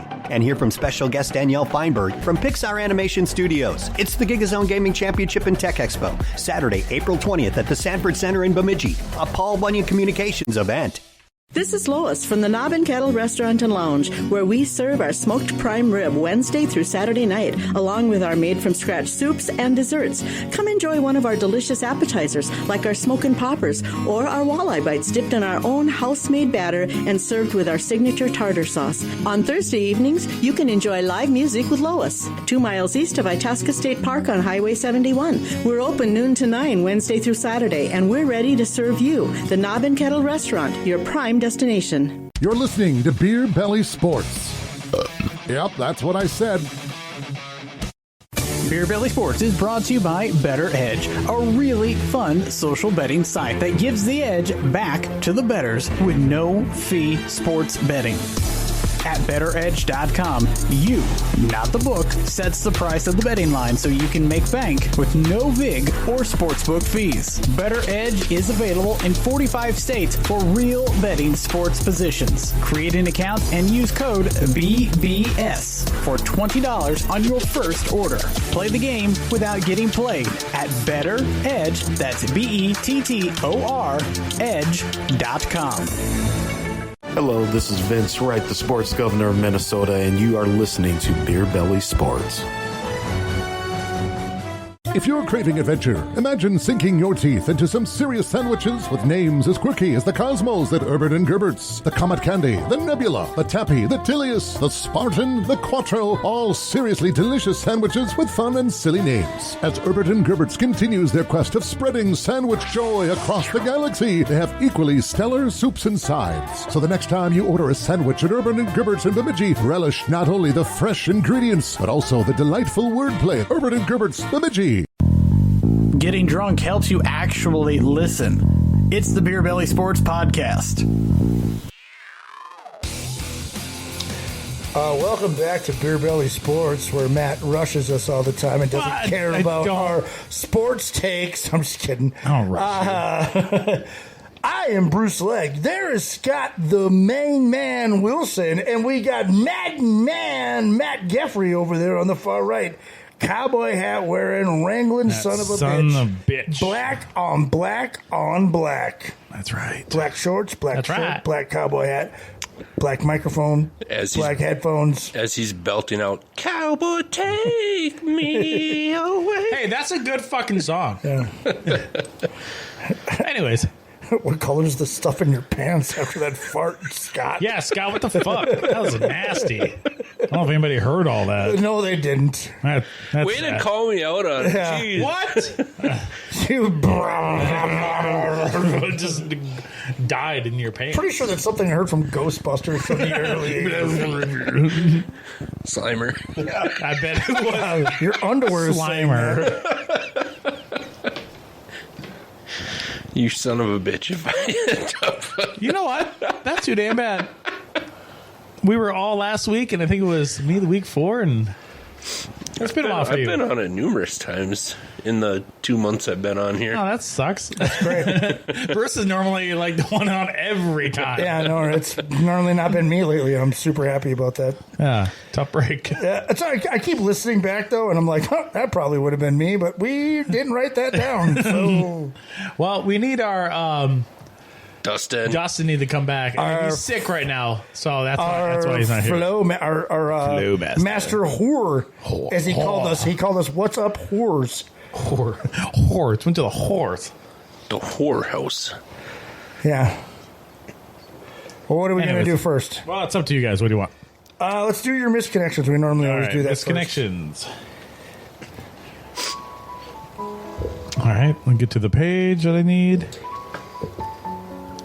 All right, so last week we did Texas, right?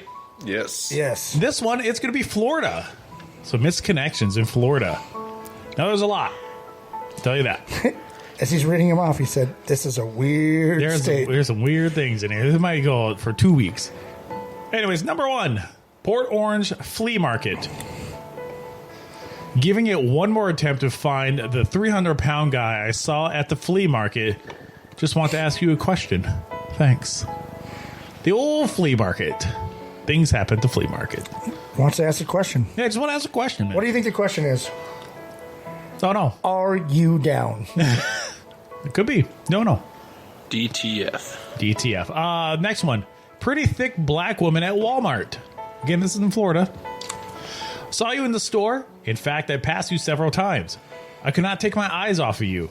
You seemed to like the attention, but wasn't sure if you were into white guys. I just want a black pillow princess. I wish it wasn't so hard. Hard. How hard? Next one. Sexy lady in white Benz.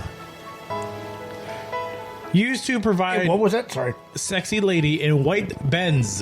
What does that mean? Oh, white Benz car. Yeah, okay. Not Benz. I was like, all right, I'm sorry, my bad. Used to provide me with nice rubs. I hope to see you around.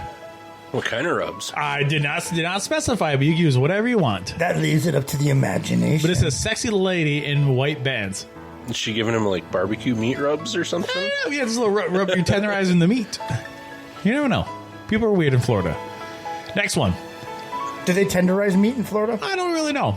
They eat gator. Hey, you know what? I heard gator is really good. Just don't eat the arm of it because that's all like tendons. Yeah, just gross stuff. Just like you can't eat beaver tail, right, Bruce? Would you eat beaver meat? That was Would the you question. eat beaver? Yeah, No, that beaver. was the question. Nah, you know, beaver tail. I didn't say about beaver tail. It was Yeah. about would you eat beaver meat? Supposedly it's really good. Yeah. Supposedly. Have you ever eaten beaver? Oh, yeah, but that's a different story for a different day. Next What story. kind of beaver? Next Up to the story. imagination.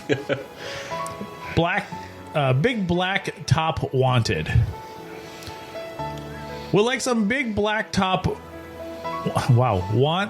Would like some big black top work on a little white sub.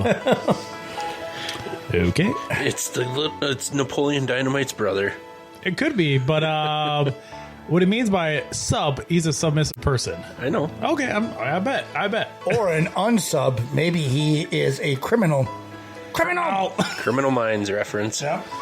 Next one. Of that show. Missed opportunity. Muscular, looking for embarrassing small married man.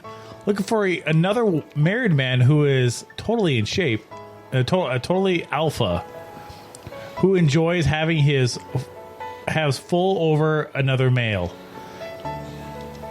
Okay. Enjoys humiliation, teasing, taunting, and size. And she wants an alpha male. She's an alpha female and wants that alpha male. Or it could be a man. I don't know. Did she say male? It does not. It just say male, but this person could be a male or female. Fair. I guess I presumed that as well. Also says a cluck fantasy included. I don't know what the hell cluck fantasy is. Sounds like a chicken. It sounds like Cornhub. Okay. What an idiot. Fucking idiot. Thank you, Watson.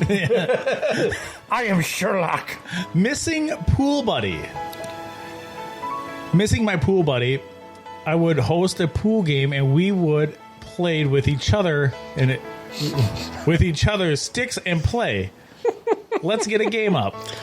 So they're talking In billiards. the pool. Yeah, tummy sticks is what they're talking about. Beautiful girl at Walmart. Again, these are in Florida. Danielle, I believe. Signing people up for charity. I was your first contact. Contact me if you would like to get to know me. I bet. And that was it. That's all I have. That sounds pretty good. Yeah, Florida is an interesting state. I think we'll go back to Florida. The South is going to be very fun. Go to Alabama. Oh, God, hell yeah. Or Louisiana. Or Louisiana or Mississippi. Mississippi. Is that Mississippi out there? Yeah. Are those all ones in the South? I think so. Yeah. Yeah, Florida. Matt was reading them off kind of like, ooh, that's interesting. They're not like our up north misconnections. No. Where it's pretty cut and dry. I wafted a fart with the ciabatta bread. And just wondering if you wanted to give me a call back. See if you're interested. Now they're like, pool. We play with our sticks. It's like, wait a minute, what pool? Are we talking about pool hall, pool table, or a pool? Big old pool. Big old pool. What do you want to do next? It's up to you. I'm down for whatever. We can do the news of the weird. News of the weird. All right. Let me find your thing. There it is. Here's my thingy. Reported armed man at Scottish train station was a Star Wars stormtrooper. Hell yeah. He was dressed up in cosplay. He's not going to hit shit. Yeah. Yeah, he ain't gonna hit nothing. But yet somebody thought to call the police on Son him. of a bitch. Chicken dons tiny glasses to watch solar eclipse while lays an egg. What? What do you know? Yeah. Strange things. Look that up on video. It's kind of funny to watch a chicken with the little glasses on. 100 huskies escape a dog cafe and run through a Chinese mall. Why is there so many goddamn dogs? Are they going to be dinner? I don't know, but I'm just reading the headlines. That's all I'm doing. Weird. It's not 101 Dalmatians, it's 100 huskies. You might get some hair in your food. A California... Then this one's really interesting. And you should probably read into it more. This is going to be a movie. A California dog missing since the summer is found in Michigan. Oh. This dog traveled over 2,000 miles. Homeward bound. It's a different scenario. It ran away. It's got to be stolen. This dog has to be stolen and then found. 2,000 miles away. It's a very intriguing story if you read more of it, but I'm not going to read it. Chechnya. Hey, Matt, how would your music go with this? Chechnya band's music that is too fast or too slow. Is your music in the middle?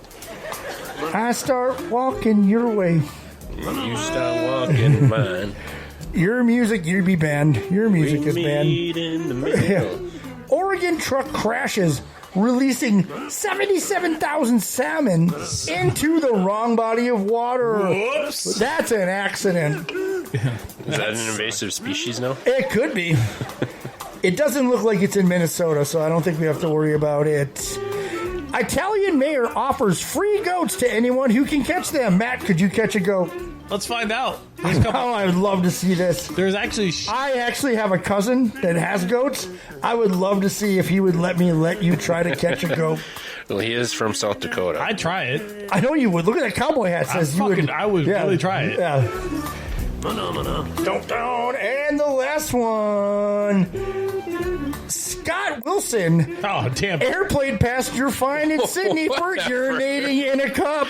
That son of a bitch. Why could you just use the bathroom like the rest of them? God damn it, Scott. They were waiting to deplane, and he had no time to wait for the bathroom, so he pissed in a cup. He was only fined. That sounds more like a Matt thing. Is that a Matt thing? Yeah, probably. Actually. Probably more of a Matt thing. You're probably right. Probably urinates in his own cowboy hat. What? That's fucking weird. I don't want to do that. Nah, I wouldn't do that either. But that is the news of the weird. All right. Yeah, the story about the dog, it's like over 2,000 miles. from California, like Michigan or something like that. I can't remember the exact. It's like ones. a reverse homeward bound. Yeah, he's like, I'm getting the hell. Maybe he's trying to get away. Come on, I'm going to the other coast. Pulling a mat and chasing tail. Yeah. Oh, who's chasing tail? Oh, who's chasing tail? Wait a minute. Let's hold up there. Since you brought this up, Scott. Oh. Matthew. I got it. It's fine. Can't take you anywhere. Anyways. If those salmon are in the wrong lake, they might have a different oxygen level and might need to be burped. Thank you, Dustin Patton. Oh, well. And we were talking about Scott there for a second, chasing tail. Yeah. You were going somewhere with this. Where were we going? Yeah. Oh, I was just saying he was going to chase tail. Ah, okay. I thought you had something. I thought he liked to do that. I like to spin right round, Scotty, Baby, right round, like a record, Scotty, right round, round. All right. I get Scott. Do you have your sports stuff of the day? I got Wikipedia for Matt. Should we do that before we do my names and stuff? Yeah, I guess. Sure. All right, Matt Geffrey, get the fuck out. Explain to people who'd never seen this what the rules are. So it's kind of like Stump the Dummy that you'll hear on Half-Ass. No, it's like it's the box. We're trying to do a trivia to Matt, and we're gonna see if we can put guess. the music on quick. No, we do that when I'm doing it. We're gonna see if we can guess how many that Matt Geffrey can get. So that is our goal, to see if Matt Geffrey can get as many questions right as we think he can. There's 10 questions. There's 10 questions. All right. So we'll start with you. See how much you know. I won't know any of these. I was terrible the last time. I think. All right. So, which famous painter cut his ear off? Is raspberry a question answer? Mozart. I don't know. It's not a painter. I don't know. Van Gogh, Dustin says. Yep, Dustin's correct. Question number 2. What is the Texas Longhorns mascot's name? Oh, fuck, I should know this. And I am drawing a blank right now. I got nothing. Dustin?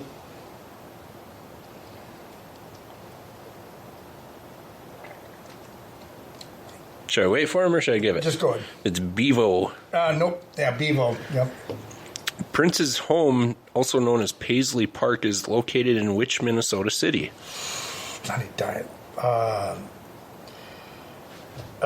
Son of a gun. I should probably know this too.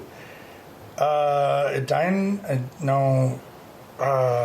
Minnetonka. Dustin is correct. Chanhassen, yep. What year did BSU, originally known as the Bemidji Teachers College, open? 1946. Oh, Jada got it right later as well. Yep. Brandy, I'm not sure what Larry meant, but thank you. Oh, she was probably doing the mascot name. Oh. His name should have been Larry. I got nothing. It's 1919. Yeah, it was 46, 19. It's pretty close. And since it was WrestleMania week, I threw a couple of WrestleMania questions in might for get Matt. these. All right. The wrestler known as X-Pac, who's from Minnesota, was known as what in the WWE in the early to mid 90s? The 1-2-3 Kid? Yeah, absolutely. He's going to get that one for sure. Yeah. If I got it, he's going to get it. I figured he might know that one. Yeah. I had to give him one to boost his confidence a little bit. Towards the end. All right. Next one. Matt Dillon is the main character's name on what TV show? TV show? Matt Dillon? So it's the main character's name on a TV show. It's the character's name, not the Not actor's his name.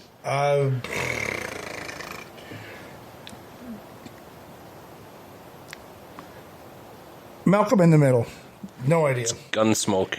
Holy shit, that's old. There's no... Well, maybe South Dakota viewing is probably a little different. Oh, shit. I got it, buddy.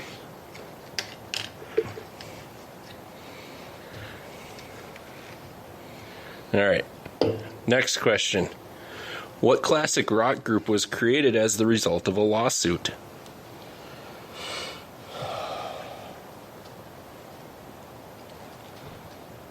Twisted Sister.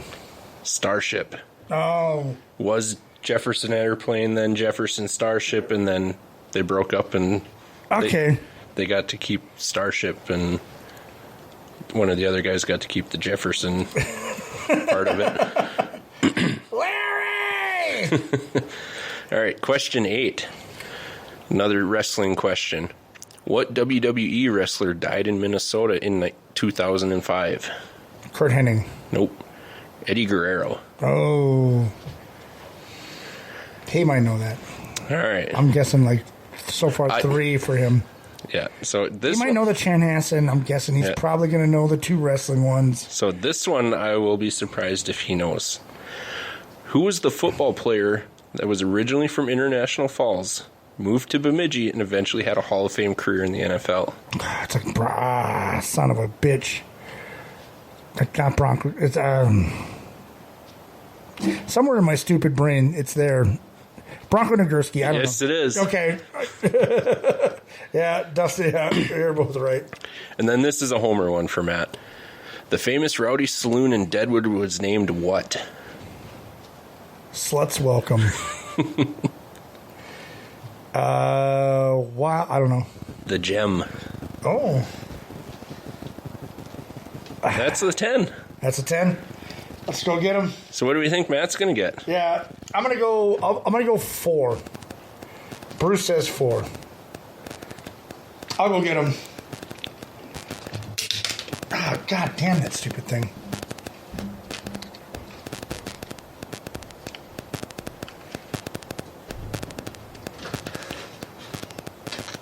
Matthew. Why do you have an upside down pineapple? You a swinger? No.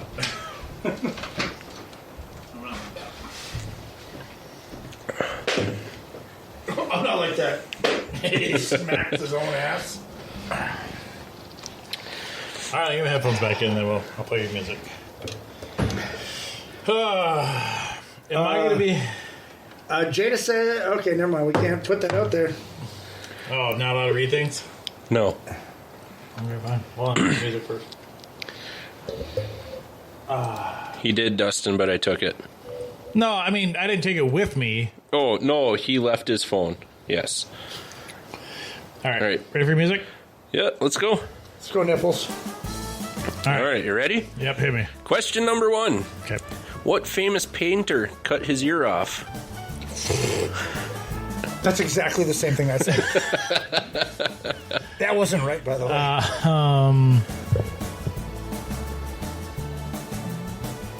I want to say Michelangelo. No, it was Vincent van Gogh. Oh, shit. That's the Picasso. Is the Picasso guy? I don't know. Yeah. Fuck, that's what I wanted. All right. Question number 2. What is the Texas Longhorns mascot's name?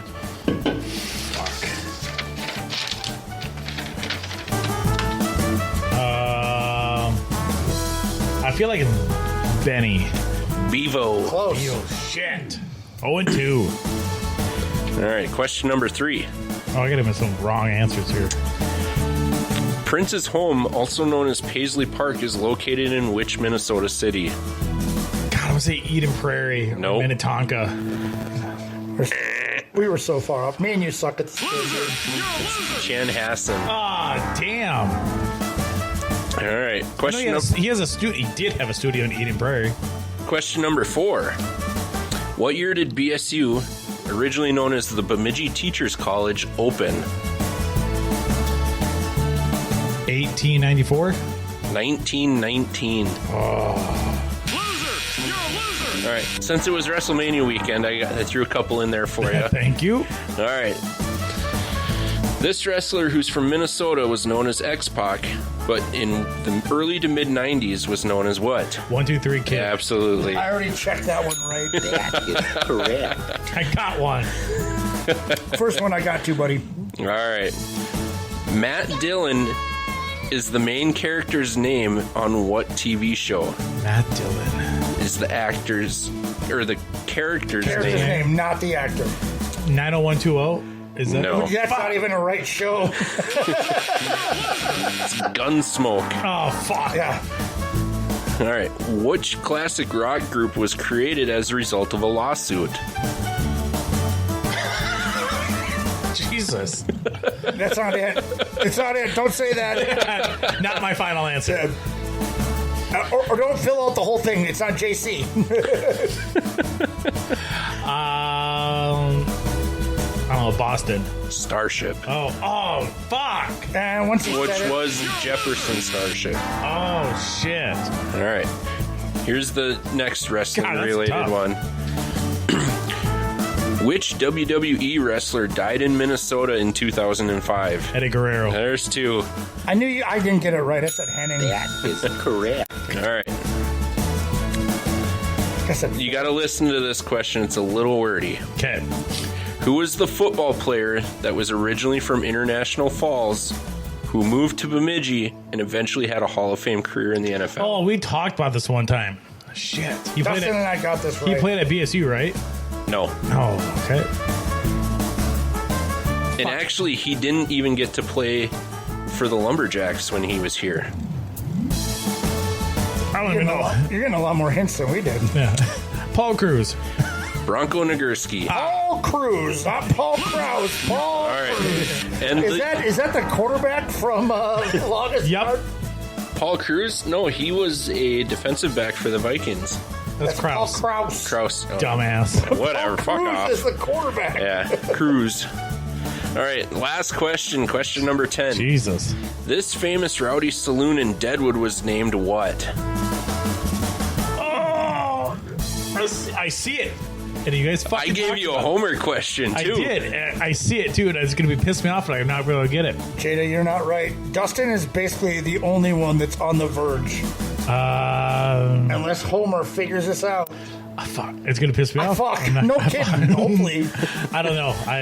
The Gem. Oh, I didn't even get Justin that right. Patton with 2. Justin got... Who else? What else? What everybody get? Jada said 5. I said 4. Oh, well, thank you for, your vote of confidence. Thank you, Dustin, for nailing it. Gene Jeffrey said number 10. Oh, that is my dad. Well, there's that. I suck at these. Dustin said he'd only have gotten 4. Those are tough. Let's not make it hard or anything. How many keys are on a piano? Come on, I got to throw some tough ones in there. Fine. I figured you would have got Prince. Jada, I was being optic. Thank you, Jada. I appreciate Those were hard, Matt, she said. Those are, yeah, see? Even First time a girl's ever told you that. Brilliant. I wasn't sure if you would have gotten the Bronco one because you've been around Bemidji long enough where you may have heard Dustin that. and I got it. Cause I go Bronco, like fucking Bronco Nagurski, and then I looked, Dustin already had it. He's like, that's right. It's the only one I really got. I wasn't sure how cultured you would be if you lived in Van Gogh. Uncultured swine. All right. What else do we have?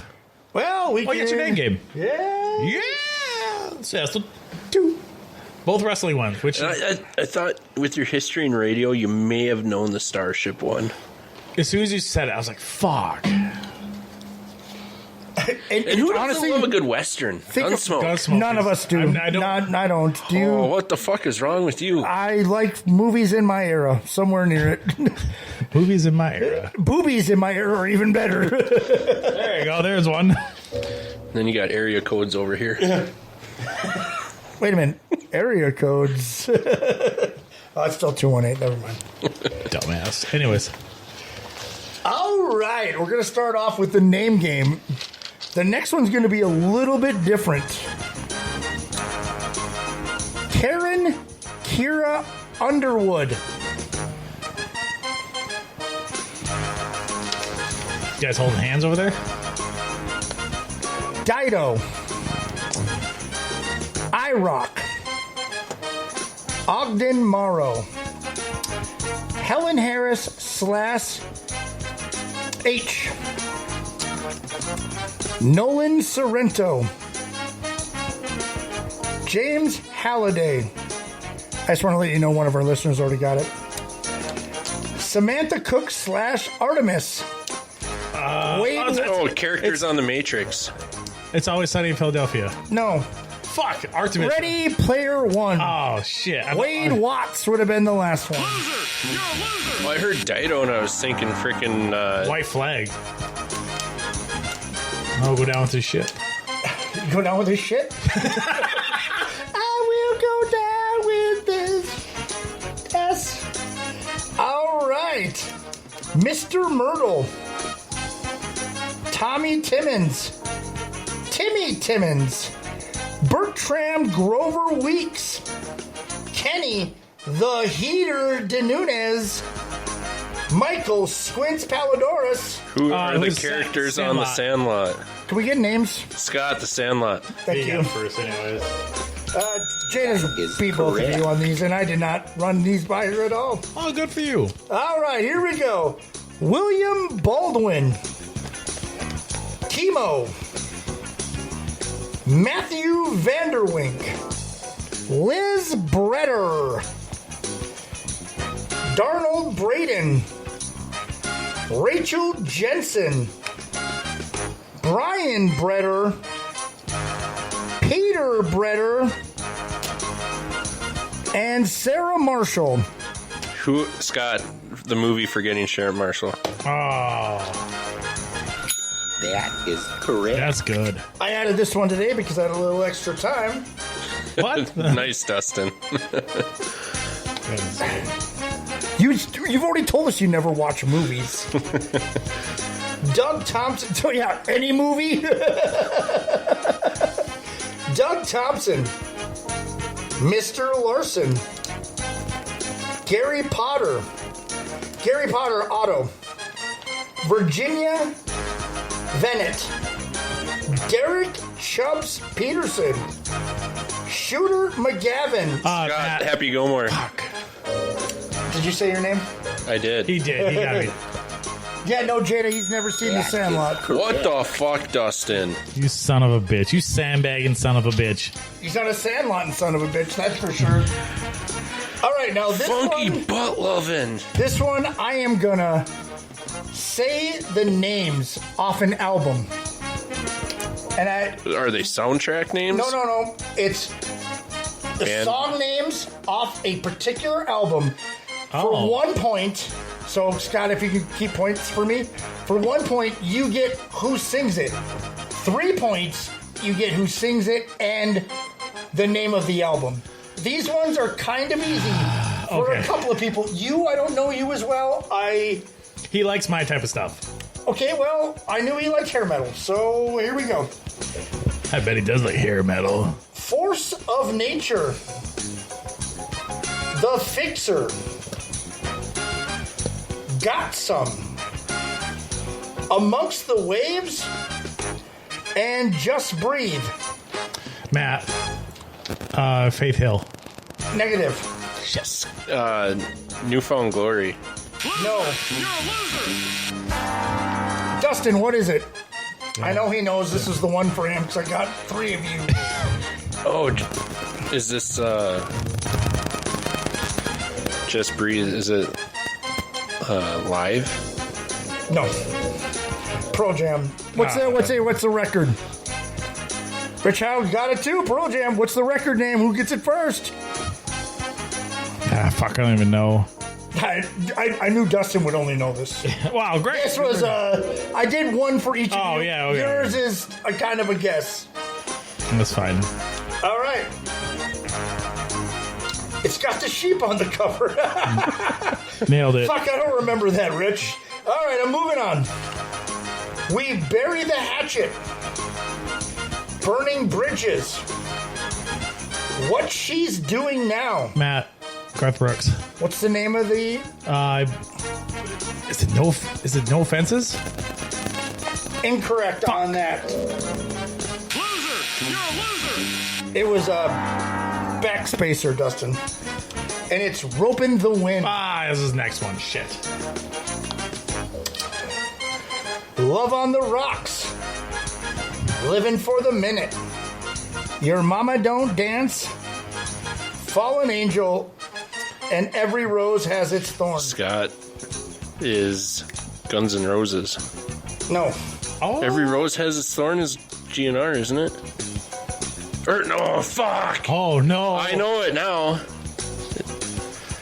Oh, shit. I want to say this one, but I don't think it is. Son of a bitch, I know. Oh my god! Now Oh it's my god! obvious. I can't believe I'm sitting with two people that don't know. It's Poison. Oh, yeah, it's Poison. Okay, I was going to say Whitesnake. Any chance you would know the album cover or the album name? Every rose has its thorn. Open up and say ah. All right, and I created one for the fans. All right, one for the fans. Slide. Ain't that funny? Play that beat. Gossip folks. And work it. Shit, I don't even know. Well, the only band that I know that has It's artist. It's for... That's... Yeah, the only artist or band that I know that does has Jada a have song it? named Slide is Goo Goo Dolls. Jada's got it. Jada got it, figures. She's damn smart. Missy, misdemeanor, Elliot. Well, this is just Missy. Jada. See, I thought Jada, like Rich what did. is the name of the album? She's out there cheating, probably. No, she's not. Just looking We're it not, up. we're not like you. I don't cheat. What are you talking about?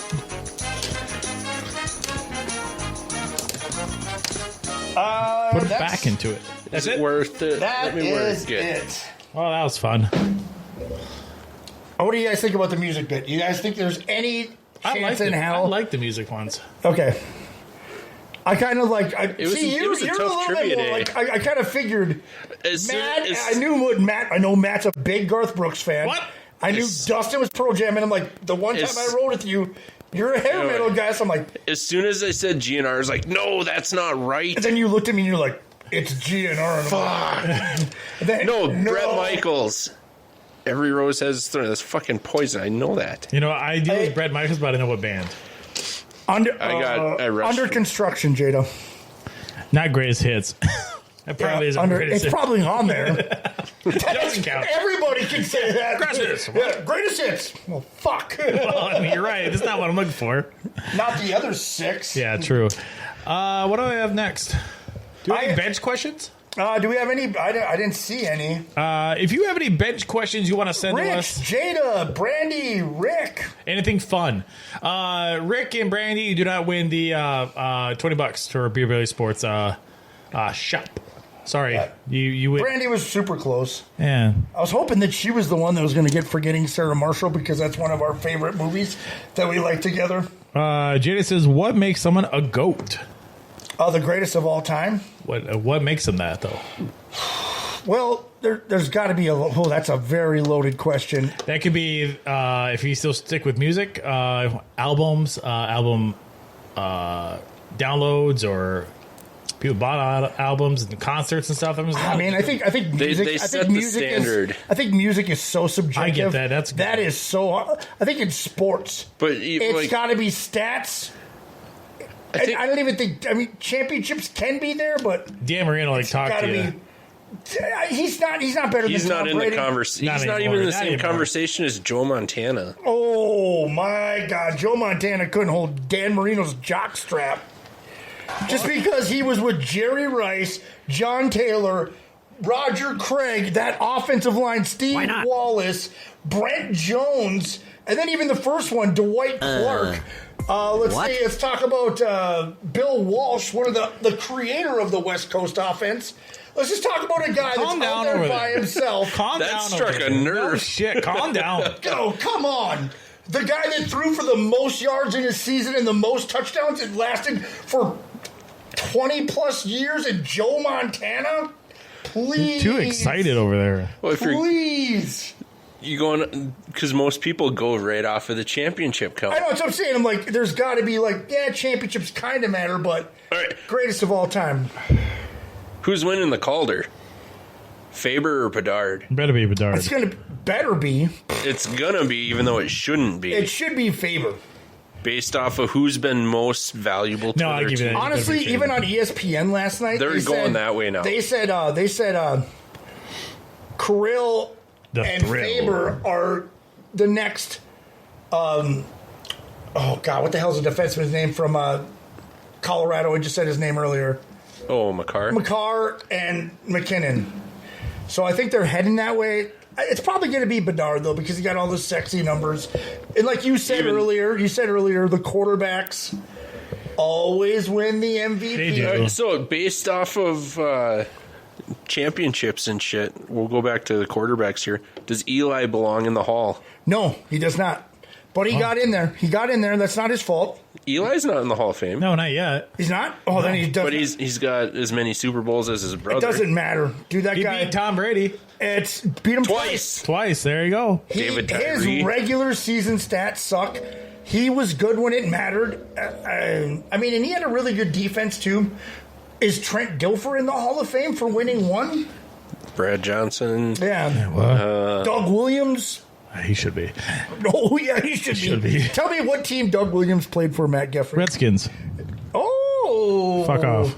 No. Hey, wait a minute, by the way. Hold on. No. Can I finish? We got to finish our bet online. Oh, we do. Rich, we will be having a draft party at the Knob and Kettle. We'll talk about that later on, too. You said it'd be good. So in like 2 minutes when we're wrapping up. Yeah, you're right. But no, you had a bet with me earlier. What was his bet? And I'll go get the shot. Bo Nix only played for 2 teams. Matt Geffrey said, hold your horses, you Neanderthal son of a bitch. He played for Auburn, Old Miss, and Oregon. I said no. I thought it was for sure Old Miss. And I knew Auburn. Yeah. But guess what? You was wrong. The old shot. I had to bring it up. He didn't want to remember. Of course, Matt forgot a bet. Yeah. Did you see they had Penix in and for a private workout, had him throw over 100 times? Yeah. I've also saw in mock drafts where Penix goes from 13 to the 3rd round. Well, and these are not by like random people like on Facebook. These are by like Bleacher Report, NFL Network. Did you see or did you watch that video I sent us? He might be. About 23rd? JJ? Did you see that? Watch that video I sent our group chat about JJ? No, I did not. Mel Is it the one you have to like click on it? Yeah. Mel Kiper had somebody on his show and he's like, totally you. What the fuck did JJ do to get to top 5 status now? He's not wrong though. Dude, it's like Chris Hockey said it best. Oh my God, it worked. Whatever happened, he was like second round. He was highest was selected by Minnesota at 11. No, before that, before the college season started, it was second round. It was like Minnesota needs a quarterback. We're gonna maybe in the first ones, I'll give you that. But then it was like Minnesota at 11. Now we're trading up to get him at 3 or 4. Pass. So who's got the 4th pick again? Arizona Cardinals. I saw a thing online today. Their asking price, a minimum of 3 number 1s. Well, I saw an interesting draft prospect earlier where the Vikings trade up to number 4 and don't draft a quarterback. They take Marvin Harrison Jr. They leave Sam Darnold with Harrison Jr., Justin Jefferson, Jordan Addison, and TJ Hawkinson. They doubled down on the 98 Vikings, and they add 4 weapons. With Sam Darnold, because it worked with the old-ass Randall Cunningham. Why would bridge quarterback? Randall Cunningham was an old quarterback, and he won an MVP. Bridge quarterback. Old quarterback. Hey, Jeff George, Warren Moon. What? Jeff George is phenomenal, so was Warren Moon. You wanted Jeff George to stay. Oh, I did. Fuck Dante Culpepper. Javon Curse would have been a way better pick. We would have had pressure on the quarterback. The Rams would have won the Super Bowl. We would have been raising that one for the purple and gold with Javon Curse. Rich, who is a diehard Bears fan. I know Rich. Oh, okay. You play softball. Yeah. Okay. Yeah. Yeah, it's he's a diehard Bears fan. Oh, yeah, I know. The last time we did a draft show, it was at Lazy Jacks years ago with Steve-O and Mitch were all there. And BJ... No. Damn, you guys doing draft shows with that? Who else do we have? I'm in. Who else do we have? Oh, James. We had him. So, yeah. So, and Rich was there. This was the Trubisky draft. Fucking snap. You hear him in the fucking background. God damn it, motherfucker. And think about how much he's swearing now that Patrick Mahomes is in that same draft. Yeah. Holy shit. How'd that work out? How'd that work out? They've gone through 2 first-round picks in that time. Yeah, he was bitter. He's even going Watson. He would have taken Watson. Oh, God, he was so bad. I would have taken Watson over Trubisky. Really? Then you guys would have had the massage scandal in Chicago. Well, they don't talk about shit in Chicago, man. That shit stays in Houston, Texas. That gets out. Well, there's that. Well, Chicago is the mob capital, so they got hush money and shit. What Adams? Jamal. Oh, Jamal. Yeah, that didn't work out real great. Well, maybe in Chicago. Yeah, maybe it worked out. You never know. See, that's the one thing about, like, I like to think about Sam Darnold, that now he's with Minnesota and he's got Jefferson, Addison, Hawkinson later. KOC. That now that maybe he has a chance. Cheering a chance. So, like Jamal Adams with a predominantly defensive team would have probably worked out great. He did well with the Jets, and then he went to the Seahawks, and that happens. Yeah, the Legion of Boom wasn't his place to be. No. Let's wrap up. We'll get one more question. All right. Then we'll quickly talk about the draft. That was the funniest thing. Me freaking out. Okay. Yeah, he was fucking snapped. Come on. The guy just threw slant passes. No, that's all you got to do. I mean, sure, he did what he was supposed to do. He wasn't throwing to Mark Duper and Mark Clayton, throwing the most yards ever, and then it didn't get touched forever. Yeah, that's true, too. But Chicago has never had a quarterback or a true franchise wide receiver. That's true either. Yeah, Alshon Jeffrey? JJ's already eclipsed all the yards any wide recever's ever had. In Chicago? In Chicago, Alshon Jeffrey was good, probably that or like Bernard Berrien maybe. Went to Minnesota. But like Brandon Marshall was on the tail end of his career when he was that's all they got. Wasn't Alshon was already in Philadelphia before, right? Oh, there may have been a season of overlap. I don't know. I think Alshon was in Philadelphia, then went to Chicago. I don't think they've ever drafted. The GOAT of what though, Rich? The GOAT of. If you're talking baseball, I saw a good one that was talking about how Nolan Ryan should be called the GOAT. I mean, Michael Jordan is the GOAT, but just ended all that. 100%. Tom Brady. Yeah, Wayne Gretzky. Unfortunately, I don't want to say that, but yeah. You take Gretzky's goals away, and he's still the all-time leading point scorer in the NHL. Mean, Ovechkin's just what is he, 50, 60 away? He needs one full season of at least a 50-goal season. You still got a chance, Bruce. I know, but still, I know. You still got a chance. A doppelganger. But he still ain't going to touch his assists. No. But then I saw a good point, though, too, that was talking about goals. Tiger. Ooh. He is. Tiger's the GOAT. I mean, he is a little bit behind Jack, but for our era... Dude, I mean, if he doesn't get caught banging all the chicks and get to bang all the chicks, wife's chasing him and with he the golf doesn't have club. all that scrutiny, he only won one after that. Without that, he's got to win at least 2 or 3. So, talking about Wayne Gretzky, I saw a good post the other day. Look at the goalie differences between then and now. Their pads were tiny back then, and it was common to see 200-point seasons, where now it's... You see a 120-point season. Yeah. That's a hell of a season. That's a great season. That and they were he went coast to coast. And think about it, that was kind of in the era where the Russians were and then they didn't pass as much. He just went down there and he shot and scored. But he assisted. I mean, but then look at the team he had. Messier's on there. I mean, there's a boatload of names I'm going to forget. Saku or not Saku. Banging. Yari Curry.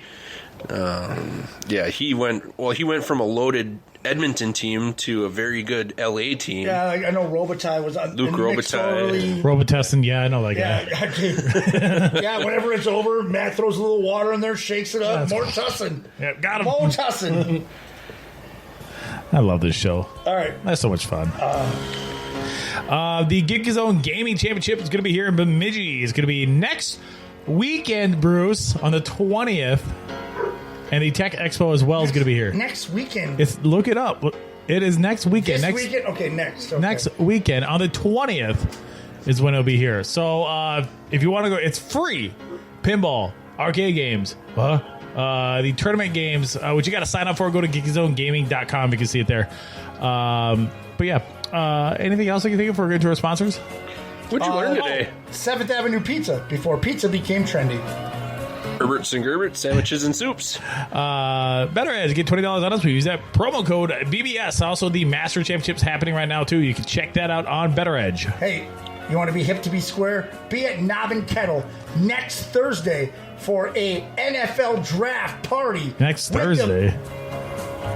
2 Thursdays from now. No, it'd be a week from tomorrow. Oh, my God.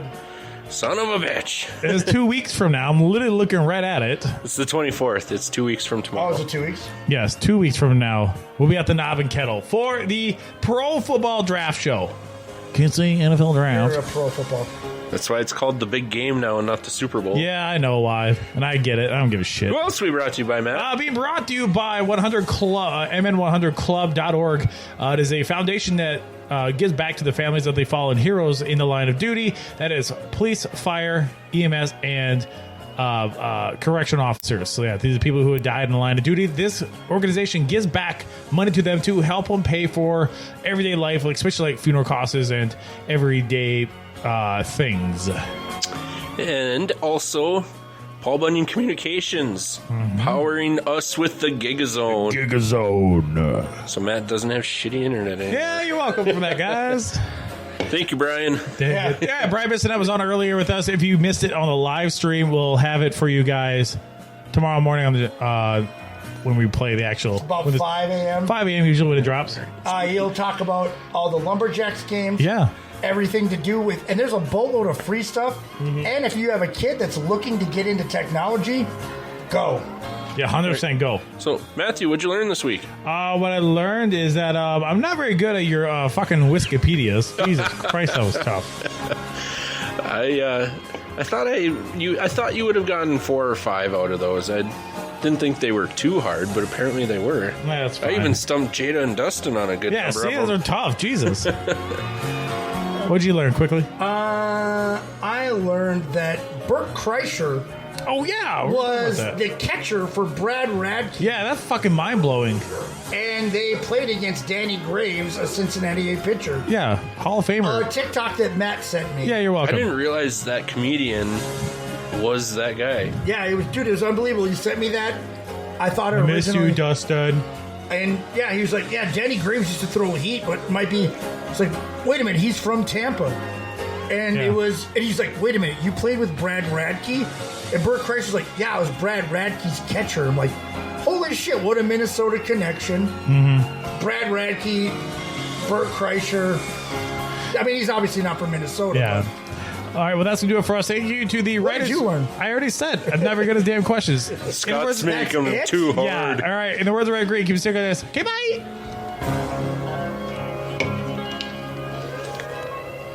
Well, that was different. I should say so.